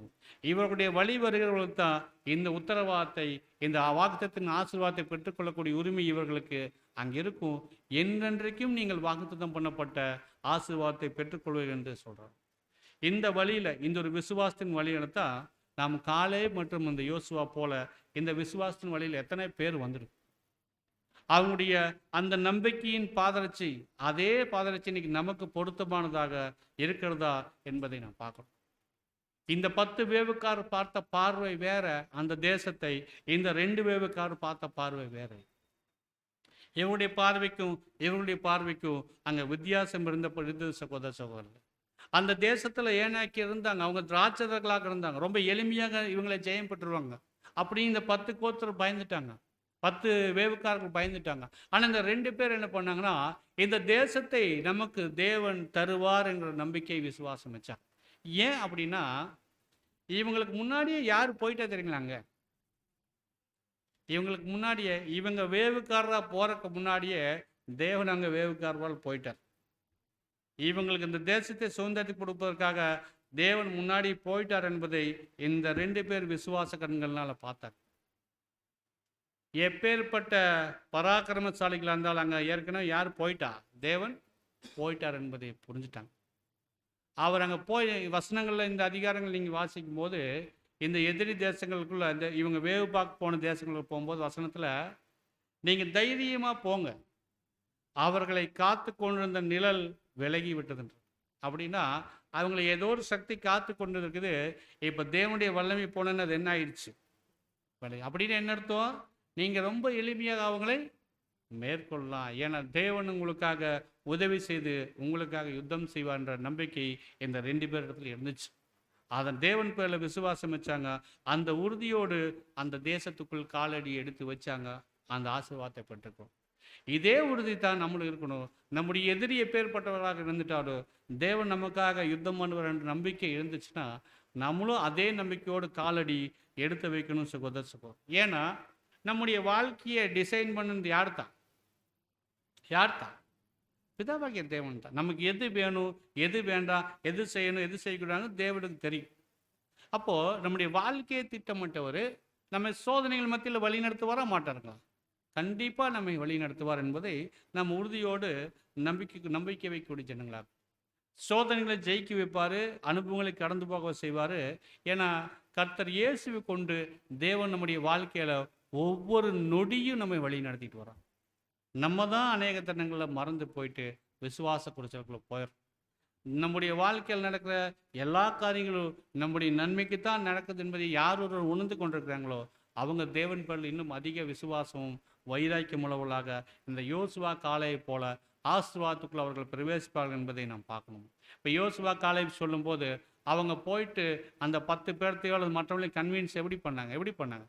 இல்லை, நீங்கள் பயந்துக்க வேண்டாம், ஒரு தடவை போய் பார்க்கலாம், என்ன நடக்குதுன்னு பார்க்கலாம், அப்படி வேணும் ரிட்டர்ன் அப்படியெல்லாம் சொல்ல, நாம் போகலாம், அந்த தேசத்தை கட்டிக்கொள்ளலாம், அவ்வளோதான். அங்கே சாக்கு போக்கள் தேவனோட முழு விசுவாசம் வச்சிருந்தார்கள் என்பதுக்கு அவங்க என்ன பண்ணாங்கன்னா, எந்த ஒரு பின்வாங்கிற காரணம் இல்லாமல் தைரியமாக போகிறோம், வெற்றி பெறுவோம் என்ற முழு நம்பிக்கை இருந்தது. தேவனால் அவர்கள் வழிநடத்தப்படுவோம் முழு விசுவாசம் அவர்கள் வச்சுருந்தாங்க. அவங்க போய் ட்ரை பண்ணலாம், ஒரு தடவை முயற்சி பண்ணி பார்க்கலாம், அப்படியெல்லாம் அவங்கள கன்வின்ஸ் பண்ணவே. போனால் ஜெயம் கிடைக்கும் அப்படிங்கிற உறுதியோடு தான் அவர்கள் இருந்தார்கள் சகோதரர். எப்படி இவர்களால் அந்த உறுதியாக சொல்ல முடிஞ்சது என்று பார்க்கும்போது, இந்த கடந்த காலத்தில் தேவன் அவர்களை எவ்விதமாக வழி நடத்திட்டு வந்தார்கள் என்பதை இவர்கள் பார்த்தாங்க. யோசுவாங்க அழைப்பு தேவன் தங்களை வழி நடத்தி வந்த விதத்தை பார்க்கும்போது அவங்க புரிஞ்சுட்டாங்க, இவ்வளோ தூரம் வழி நடத்திட்டு வந்த தேவன் நீ எதிர்காலத்தில் அந்த தேசத்தை நம்மை கொண்டு போய் சேர்த்துவார் என்ற விசுவாசம் அவர்களுக்கு தானாக ரொம்ப ஆணித்தரமாக அவங்களுடைய இருதயத்தில் அந்த விசுவாசம் உறுதியாக இருந்தது என்பதை பார்க்கும். ஆனால் இந்த 10 கோத்திரத்தில் 10 வேவுக்காடு பேச்சை கேட்ட ஜனங்கள் மத்தியில் மோசே பேசுவார், சொல்லுவார், நீங்கள் ஏன் இப்படி பண்ணிட்டு இருக்கிறீங்க, உங்களையெல்லாம் எப்படி தேவன் வழி நடத்திட்டு வந்தால் அதெல்லாம் சொல்லும்போது, சொன்னதுக்கப்புறம் இவங்களுக்குள்ள உணர்வு வந்துடும், ஆமாம் தேவன் எங்களை கூப்பிட்டு வந்துட்டார் சொல்லி உடனடியே என்ன பண்ணிடுவாங்கன்னா அந்த தேசத்தை கட்டிக்கொள்றன்னு சொல்லி இறங்கிடுவாங்க, சண்டைக்கு போக ஆரம்பிச்சிடும். அப்போ என்ன ஆகும் தெரியுங்களா? அன்னைக்கு என்ன ஆகுன்னா அவங்க கீழே, அந்த எதிரிகள் கீழே வந்து இறங்கி இவங்க நிறைய பேர்த்து கொண்டு போடும் பாருங்க. இதுவும் ஒரு என்ன சொல்லலாம், ஆர்வ கோளாறுல பண்ணுறது. தேவன் இப்படி உங்களை வழிநடத்த சொன்னோடனே இந்த ஆர்வத்தில் என்ன பண்ணிட்டாங்கன்னா, தேவனுடைய வழிநடத்தலை எதிர்பார்க்காம மாம்ச பலத்தை நம்பி என்ன பண்ணிட்டாங்க, போயிட்டாங்க. அதுபோல் நமக்கு போராட்டங்களோ பரீட்சைகளோ வரும்போது ஒருபோதும் மாம்ச பலத்தை நம்பி இறங்கிவிட வேண்டாம். மாம்ச பலத்தை நம்பி நாம் இறங்கிட்டோம்னா அது தோல்வியில் முடியும். அன்னைக்கு அநேக ஜனங்கள் உணர்த்தப்பட்டதுக்கு அப்புறம் அவங்க தேவனுடைய வழிநடத்தல் எதிர்பார்க்காம உடனடியாக சண்டைக்கு மலை மேலே ஏறினாங்க. அநேகரை அங்கே இழந்துட்டாங்க. அநேக ஜனங்களை அந்த எதிரிகள் கொண்டு போட்டாங்க. அப்புறம் திரும்பி வந்து மோசே சொன்ன பிரகாரம் அமைதியாக இருக்கு. அவ்விதமாக நமக்கு போராட்டங்கள் வரும்போது கண்டிப்பாக நாம் தேவனுடைய வழிநடத்தலுக்காக தேவன் காட்டுகிற நேரத்துக்கும் தருணத்துக்குமாக நாம் காத்து கொண்டிருக்கிற ஜனங்களாக இருக்கணும். அருமையான சகோதர சகோதரன், அப்போது இந்த ஜனங்கள் இவ்விதமாக வருகிறார்கள் சொல்லும் போது அந்த எதிரி ஜனங்கள்லாம் பார்க்கும்போது அவங்களுக்கு பயம் வந்துடுச்சு. அவங்க பயம் வந்ததுக்கு அப்புறம் என்ன பண்ணுறாங்கன்னா, இந்த ஜனங்களை பார்த்து பயந்துட்டாங்க. தேவனுடைய ஜனங்கள் வந்திருக்காங்கன்னு சொல்லுவோம், பயம் வந்தது. இதற்கு எதை அடையாளமாக சொல்லலாம்னா, இன்றைக்கி கிறிஸ்தவ மண்டலத்தில் இன்றைக்கி வழி நடத்துகிறவர்கள் இன்றைக்கி கிறிஸ்தவ மண்டலத்தை எப்படின்னா நரக போதனை சொல்லி வழி நடத்திட்டு வராங்க. என்னைக்கு சத்தியம் உள்ள வந்துச்சோ, சத்தியத்தின் வெளிச்சம் வரும்போது அவ்விதமாக இல்லை என்று சொல்லும்போது நம்மளை பார்க்கும்போது அவர்களுக்கு ஒரு விதமான பயம் ஏற்படும் என்பதை நாம் பார்க்கணும். ஏன்னா நம்ம தான் சொல்கிறோம் இவ்விதமான நரகம் போன்ற உபதேசங்களில் என்பது சொல்லும்போது இந்த எதிரி ஜனங்கள் இந்த இஸ்ரேல் ஜனங்களை பார்த்து பயந்த சம்பவத்துக்கு சகோதரி இதை ஒப்பிட்டு அங்கே பேசுகிறதை நாம் பார்க்குறோம். ஏன்னா இவ்விதமான பிரயாணங்கள் போகிற ஒவ்வொருவருக்கும் எதிராளியுடைய எதிர்ப்புகள் கண்டிப்பாக வரும். இன்றைக்கி தேவனுடைய பிள்ளைகள் நாம் போய்கொண்டிருக்கும் போது இன்னும் புதிய சிருஷ்டிகளாக நாம் இருக்கும்போது நம்முடைய தனிப்பட்ட வாழ்க்கையில் எதிர்ப்புகளும் பிரச்சனைகளும் கண்டிப்பாக வரும். சில நேரங்களில் அவைகள் ஜெயிக்க முடியாதவைகள் போல தோன்றும். ஆனால் நாம் யாருடைய வல்லமையினால் வந்திருக்கோம் என்று புரிஞ்சுக்கலாம். தேவனுடைய வல்லமையினால் நிற்கிறோம் அப்படின்னம்னா எல்லா விசுவாசத்தின் போராட்டத்தின் மத்தியிலும் நாம் ஜெயம் பெற்றவர்களாக இருப்போம் சகோதர. அது மற்றவர்களுக்கு பயத்தை ஏற்படுத்துமே தவிர நம்முடைய விசுவாசம் குறைஞ்சு போயிட்டு நமக்கு ஒருபோதும் பயத்தை ஏற்படுத்திக்கூடாது. நம்ம விசுவாசத்தோடு தைரியமாக போகும்போது எதிரிகள் நம்மை பார்த்து பயக்கணும். அந்த மாதிரி நம்முடைய ஜீவியம் இருக்கணும். ஏன்னா இக்காலத்தில் இந்த புதிய சிருஷ்டி வாழ்க்கையில் நமக்கு வர எதிரிகள் யார் யார் சொல்லலாம். நமக்கு முன்பாக நிற்கிற எதிரிகள் சாதாரணமான எதிரிகள் இல்லை. மாம்சம், உலகம், பிசாசு, இதெல்லாம் ரொம்ப ஜெய்ஜாண்டிக்காக நமக்கு முன்னாடி நிற்கிறாங்க. இன்னும் என்னென்ன தீமையான குணச்சமோ அதெல்லாம் சேர்த்திக்குங்க. பொய், பொறாமை, தீமை பேசுறது எல்லாமே என்ன தான் நமக்கு முன்பாக. இதை இந்த 3 எதிரிகள் மட்டும் நினச்சிடாதீங்க. இதுக்கு மாதிரி நிறைய எதிரிகள் நம்ம கண் பார்த்தா அவங்கள ஜெயிக்க முடியாத போல இருக்கும். ஆனால் தேவனுடைய வல்லமையினால் இவைகளை மேற்கொள்ளலாம்ங்கிற ஒரு நம்பிக்கை விசுவாசம் வச்சிங்கன்னா கண்டிப்பாக அவைகளை மேற்கொண்டு விசுவாசமுள்ள சேனைகளாக தேவனுக்கு முன்பாக நாம் நிற்கலாம் சகோதரர்கள். ஏன்னா நமக்கு முன்பாக நாம் தகர்க்க வேண்டிய கோட்டைகள் நிறையா அரண்கள் இருக்குது. இவைகளை எல்லாற்றையும் விசுவாசத்தின் மூலமாக மாத்திரமே தான் தகர்க்க முடியும். அருமையான சகோதர. ஏன்னா நாம் வாழ்கிற காலம் இந்த உலகத்துடைய இறுதி பாகத்தில் நாம் வாழ்ந்து கொண்டிருக்கிறோம். இந்த காலம் ஒட்டுமொத்த உலகத்திற்கும் மனுக்குலத்துக்கும் ஒரு ஆபத்து நிறைந்த ஒரு இறுதி காலமாக நாம் இருப்பதனால இன்றைக்கு இந்த இறுதி காலத்தில் தேவனால் தெரிந்து கொள்ளப்பட்ட ஜனங்களாக நாம் கண்களுக்கு காணக்கூடிய வகையில் இன்னைக்கு கூட்டி சேர்க்கப்பட்டிருக்கும். இதே திரைக்கு அப்பால பரிசுத்தவான்கள் கூட்டி சேர்க்கப்பட்டிருக்கிறது பார்க்கணும். இதையெல்லாம் பார்க்கிற பிசாசு என்ன பண்ணுறான்னா, இவர் இது சந்தோஷமாக ஏற்றுக்கொள்வார்னு நினைக்கிறீங்க. ஐயோ தேவனுடைய ஜனங்கள் வராங்க, இவங்களுக்கு வழி விட்டுலான்னு நினைப்பார் நினைக்கிறீங்க. அப்படியெல்லாம் நினைக்க மாட்டாங்க. இந்த இஸ்ரேல் ஜனங்களை பிரயாணம் வரதை பார்க்கும்போது எதிரி ராஜாக்கள் இவங்களால வழி விட்டு ஒதுங்கினாங்களா, எப்படியாவது இவங்களை அழிக்கணும்னு முயற்சி எடுத்துகிட்டே இருந்தது போல் இன்றைக்கி தேவனுடைய ஜனங்கள் பூலோகத்திலையும் பரலோகத்திலையும் கூட்டி சேர்க்கப்படுவதை பார்க்கும்போது இவர்கள் எப்படியாவது இவர்களை கூட்டி சேர்க்கப்படுவதை தடுக்க வேண்டும் என்பதற்காக அங்கே ஒன்றும் செய்ய முடியாது. இங்கே என்ன பண்ணலாம், இங்கே இருக்கிறவங்களை என்ன பண்ணலான்னா இவங்களுக்கு கடுமையான உபத்திரவங்களும் பரீட்சைகளும் கொடுக்கப்படும் போது இந்த ஓட்டத்தை ஓடிக்கொண்டிருக்கிற பரிசுத்தவான்களுக்கு இடையூறு செய்யும் போது கண்டிப்பாக தேவனுடைய திட்டத்துக்கு இடையூறு கொண்டு வரலாம் என்று தொடர்ச்சியான போராட்டங்களை பிசாசு முன்னெடுத்துட்டு தான் இருப்போம். அதனால தான் நமக்கு அதிகமான போராட்டங்கள் நம்முடைய வாழ்க்கையில் வந்துட்டே இருக்கு. ஆனால் நாம் நினைக்கலாம் இவைகள் மத்தியில் தேவன் பேரில் விசுவாசமாக இருக்கணும். பாருங்க, இந்த இஸ்ரேல் ஜனங்கள் போகும்போது இவங்களை அழிப்பதுக்கு அந்த ராஜாக்கள் யாரை கூப்பிட்டு வந்தாங்க? பிலேயாம் கூப்பிட்டு வந்தாங்களா இல்லைங்க? ஐயோ பிலேயாம் கூப்பிட்டு வந்து இந்த ஜனங்கள் நீங்கள் என்ன பண்ணுங்க, இவங்களை சண்டை போட்டு ஜெயிக்க முடியாது, நீங்களை சபிச்சுட்டேங்க, நாங்கள் என்ன பண்ணலாம், ஜெயிச்சிடலாம். நாங்கள் பிள்ளையாம் வந்தார், அப்படியே பலிபீடம்லாம் கட்டி என்ன பண்ணார், 3 தடவை பலிகளை வச்சு அங்கங்கே மாற்றினார் அந்த ராஜா. இங்கேருந்து சபிங்க, அங்கே போய் சபிங்க, எத்தனை காளைகள்லாம் பலியிடுங்க, எத்தனை மேடைகள் மேலே கட்டுங்க, எல்லாம் பண்ணி பார்த்தார். கடைசியில் அவர் வாயிலிருந்து வந்ததெல்லாம் என்னத்தான்? ஆசீர்வாதம். கடைசியில் கேட்டார் பிழையாம, தேவன் வெறுக்காத ஜனங்களை நான் எப்படி வெறுக்க முடியும்? தேவன் ஆசீர்வதிக்கிற இந்த ஜனத்தை நான் எப்படி சபிக்க முடியும்? அந்த ராஜா கோபம் வந்து, இந்த இஸ்ரேல் ஜனங்களை அழிக்க நினைச்ச ராஜா கோபம் வந்து, நீ உன்னை கனப்படுத்துன்னு நினைச்ச, உன்னை கனவீனப்படுத்துக்குள்ள ஓடி போயிடுறார். ஏன் காசையை வாங்கிட்டு நீ அந்த ஜனங்களை ஆசீர்வதிச்சுட்டு கிடையாது, ஓடி போயிடுறார். பாருங்க, அந்த இஸ்ரேல் ஜனங்களை அழிக்க நினைச்சாலும் என்ன பண்ண முடியல. தொடர்ச்சியாக பிசாசு ஸ்டெப் எடுக்கிறது போல இந்த ஜனங்கள் தொடர்ச்சியாக அவங்க அழிக்க நினைச்சாலும் முடியல. இன்னைக்கு நம்முடைய ஜீவித்த பிசாசு தொடர்ச்சியாக அழிக்க நினைச்சிட்டே இருந்தாலும், எப்படி அந்த பிழையாம் பலிகள் மேலே பலிகள் கொடுத்து அவங்க அழிக்க நினைச்சா முடியலையோ, இன்னைக்கு நம்முடைய வாழ்க்கையை விசுவாசத்துக்கு குறைச்சல் ஏற்படுத்துவதற்கு தொடர்ச்சியாக பிசாசு போராடிட்டு தான் இருப்பாங்க. ஆனால் நம்மளை என்ன பண்ண முடியாது? விசுவாசத்தை காத்து கொண்டோம்னா நம்மளை அழிக்க முடியும். கடைசியில் அந்த இஸ்ரேலுடைய வாழ்க்கையை பாருங்க, அப்படியே கடந்த நூற்றாண்டுகளில் அவங்கள அழிக்க நினைச்ச எத்தனையோ பேர் இன்னைக்கு இல்லாமல் போயிட்டார். ஹிட்லர் வந்தார்ல, ஹிட்லர் வந்து இந்த இஸ்ரேல் ஜனங்களை, யூத ஜனங்களை ஒட்டுமொத்தமாக அழிக்கணும்னு நினைச்சார். அவரு தான் போயிட்டார். பெண்ணாச்சு இன்னைக்கு வரைக்கும் இந்த ஜனங்கள் இருக்கிறார். இஸ்ரேல் ஜனங்களை அழிக்க நினைச்ச யாரும் என்ன பண்ண முடியலன்னா மேற்கொள்ள முடியல. ஏன்னா தேவன் அவர்கள் பக்கத்தில் இருக்கிறார், தேவனுடைய ஜனங்கள். இன்னைக்கு நம்மை யார் அழிப்பதற்கு உண்டான முயற்சிகள் எடுத்தாலும் சாத்தான் ஆனால் கைவிட மாட்டான். எப்போ நம்மளை வந்து அழிப்பதற்கு நினைப்பதை அவர் ஒருபோதும் கைவிட மாட்டார். தொடர்ச்சியாக முயற்சி மேலே முயற்சி எடுத்துட்டார். நம்ம தான் நமக்கு பின்னாடி இருக்கிறவர் அவனை காட்டிலும் வல்லமையுள்ள முறையை பார்க்கணும். நம்முடைய எதிரியை நீங்கள் ஒருபோதும் மாம்ச கண்களில் பார்த்துறாரு. சாத்தானா நேரடியாக இல்லை, எல்லா தீமையான காரியங்களும் பிசாசுக்கு பண்ணுது. அப்போ இவைகளை நீங்கள் மாம்ச கண்களோடு இல்லை, நம்மை வழி நடத்திட்டு வந்த தேவன் நம்ம கூட இருந்து இன்னும் நம்மை வழி நடத்துவார். அவர் பேர் இன்னும் நம்பிக்கை விசுவாசம் வைக்க வேண்டும் என்பதை நாம் உணர்ந்து கொள்ளணும் சகோதர. அதோடு கூட கடைசி என்ன பண்ணலான்னா, இந்த ஜனங்கள் வந்து எவ்வளோ சபிக்கிற வந்தாலும் அவங்கள சபிக்க முடியல, ஆசீர்வாதத்தோடு வந்தாங்க, யாருன்னாலும் ஜெயிக்க முடியல. அப்போ அந்த ராஜாக்கள் மாற்று வழி யோசனை பண்ணாங்க. ஓ, இவங்களை இப்படி விழுக செய்ய முடியாதா? இவங்களுக்கு வேற வழி என்ன? மோவாபியர் சந்ததி என்ன பண்ணாங்கன்னா, தங்களுடைய பெண்களை அவர்களுக்கு கொடுத்து, இந்த ஜனங்கள் பரிசுத்தமாக இருப்பதனால தான் தேவன் கூட இருக்கிறாரு. இப்போ இந்த ஜனங்களை அசுத்தப்படுத்திட்டோம்னா மோவாபிய ஸ்திரீகளை இஸ்ரேல் ஜனங்களை சம்பந்தம் கலந்து பாவம் செய்ய வச்சுட்டான். இதனால் கிட்டத்தட்ட ஒரு 24,000 பேர் அந்த இஸ்ரேல் ஜனங்கள் மத்தியில் என்ன ஆகிட்டாங்கன்னா மறித்து போயிட்டாங்க. தேவனை விட்டு விலகி போன ஜனங்களாக மாறிட்டாங்க. தண்டனைகள் பெற்றுக்கொண்ட ஜனங்களாக அங்கே பதிவுகள் இருக்குது. அப்போது அது போல் இன்னைக்கு நமக்கு இறுதி வரைக்கும் போராட்டங்களும் பிரச்சனைகளும் பண்ணுவது பிசாசு முயற்சி செஞ்சுட்டார் இருப்பார் என்பதை உதாரணம் தான் இது. நாம் கடைசி வரைக்கும் நம்முடைய விசுவாசத்தை காத்துக்கொள்ளணும்.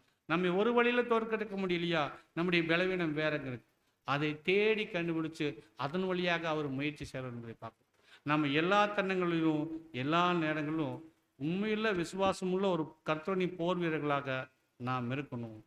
இந்த உண்மையுள்ள விசுவாசமுள்ள போர் வீரர்களாக இருக்கிற நிலைமையிலிருந்து நம்ம அபாத்திரமானவர்களாக போவதற்கு பிசாசு எல்லா சோதனைகளையும் அவர் செய்வார். சகோதரி, ஒருபோதும் அந்த வாய்ப்புகள் வரும்போது நீங்கள் தவறி கூட நம்ம என்ன பண்ணிடக்கூடாது, விசுவாசத்திலிருந்து காத்துக்கொள்ள தவறி விடக்கூடாது. விசுவாசத்தை காத்துக்கொள்ளணும். விசுவாசத்தை காத்துக்கொள்ள தவறிட்டோம்னா அந்த வாய்ப்பு கை மேலே பலனை தவற விட்டவர்களாகிறோம். வாய்ப்பு பக்கத்தில் வந்துட்டு இழந்து போன ஜனங்க. ஒருவேளை அப்படி இழந்து போயிட்டோம்னா நம்மை பார்க்கலாம் துர்பாகியசாலி யாருமே.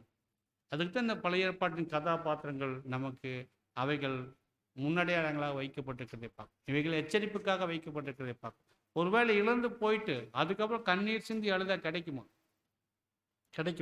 ஒருத்தர் அப்படியே அழுதார், விட்டுட்டமே, ஒருவேளை கூழுக்காக தன் சேஷ்ட புத்திர பாகத்தை விற்று போட்ட பாருங்க. அந்த ஒருவேளை கூழுக்காக தன்னுடைய சேஷ்ட புத்திர பாகத்தை விற்று போட்டு அழுகிறார். இந்த இவ்வளோ பெரிய ஆசீர்வாதத்தை இந்த கூழுக்காக விற்று போட்டேன்னு, அந்த கூழுக்கு மேற்பட்டது அவருடைய ஆசீர்வாதம், இழந்து போன ஆசீர்வாதம். அது இழந்து போனதுக்கு ஏற்றவனா அவருடைய வாழ்க்கையில ஒன்றுமே அவரால் மறுபடியும் சம்பாதிக்க முடியல. ஒரு நிமிஷம் அவர் செஞ்ச தவறுனால மிகப்பெரிய வாய்ப்பை இழந்து போயிட்டு அவர் கதறி எழுதும் கூட அந்த வாய்ப்புகளை வர முடியாமல் போயிடுச்சு.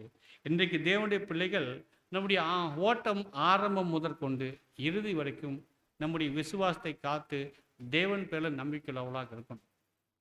நம்மை அழைத்து கொண்டு வந்து நம்முடைய இடத்துல விசுவாசத்தை துவைக்கினவர் அதை முடிக்கும் வரைக்கும் நம்ம என்ன பண்ணுவோம், வழி நடத்துவோம். அப்போது நம்முடைய வாழ்க்கையின் எல்லா தரங்களும் இவ்வளோ தூரம் வழி நடத்தி விடும் தேவன் இனிமேல் இருக்கிற தூரத்தையும் நம்ம வழி நடத்துவார். நம்முடைய கண்களுக்கு முன்பாக எப்பேற்பட்ட எதிரிகள் வந்தாலும் நம்முடைய பார்வை மாம்சத்தின் பார்வையாக இருக்கக்கூடாது. விசுவாசத்தின் பார்வையை பார்க்கும்போது அது மலைகள் போல தடைகளும் எதிரிகள் இருந்துட்டாலும் தேவனுடைய கிருபையினால தேவன் நமக்காக உதவி செய்து அவைகளை மேற்கொள்ள வழி நடத்துவார். கண்டிப்பாக நம்மை வாக்குத்தத்தம் பண்ணப்பட்ட அந்த ஆசீர்வாதத்தை பெற்றுக்கொள்வதற்கு நம்மை வழி நடத்தி கொண்டு போவதற்கு தேவன் சர்வ வல்லமையுள்ளவர். நம்முடைய எதிர்களை காட்டிலும் தேவன் சர்வ வல்லமை உள்ளவர் என்பதை இன்னைக்கு அந்த இஸ்ரேல் ஜனங்களை காட்டிலும் அதிகமாக ருசி பார்த்த ஜனங்களாக நாம் இருக்கோம். இவைகளை தெரிந்து நாம் நம்பிக்கையற்றவர்களாகவோ அல்லது விசுவாசத்தில் குறைபட்டவர்களாக போயிட்டோம்னா நம்முடைய வாய்ப்பு இழந்து போய் ஜனங்களாக மாறிவிடுவோம். ஆனால் ஆகிலும் தேவனுடைய கிருபையினால் ஒருவேளை நம்ம குறையப்பட்டிருந்தாலும் தாவீது போல மனம் திரும்பி நம்முடைய ஓட்டங்களை மறுபடியுமாக செவ்வையாக ஓடுவதற்கு நாம் பிரயாசங்களை எடுக்கணும். முழு நம்பிக்கை மற்றும் விசுவாசத்தோட தேவன் பேரில் தேவனுடைய வார்த்தையின் பேரில் நம்பிக்கை வச்சு நம்ம ஓடும்போது வெளியேறப்பட்ட ஆசீர்வாதத்தை பெற்றுக்கொள்வதற்கு தேவன் நமக்கு இறுதி வரைக்கும் நம்மை வழி நடத்துவார். பொறுமையோடு கேட்டவங்களை தேவன் தாமே ஆசீர்வதிப்பாராக. ஆமென்.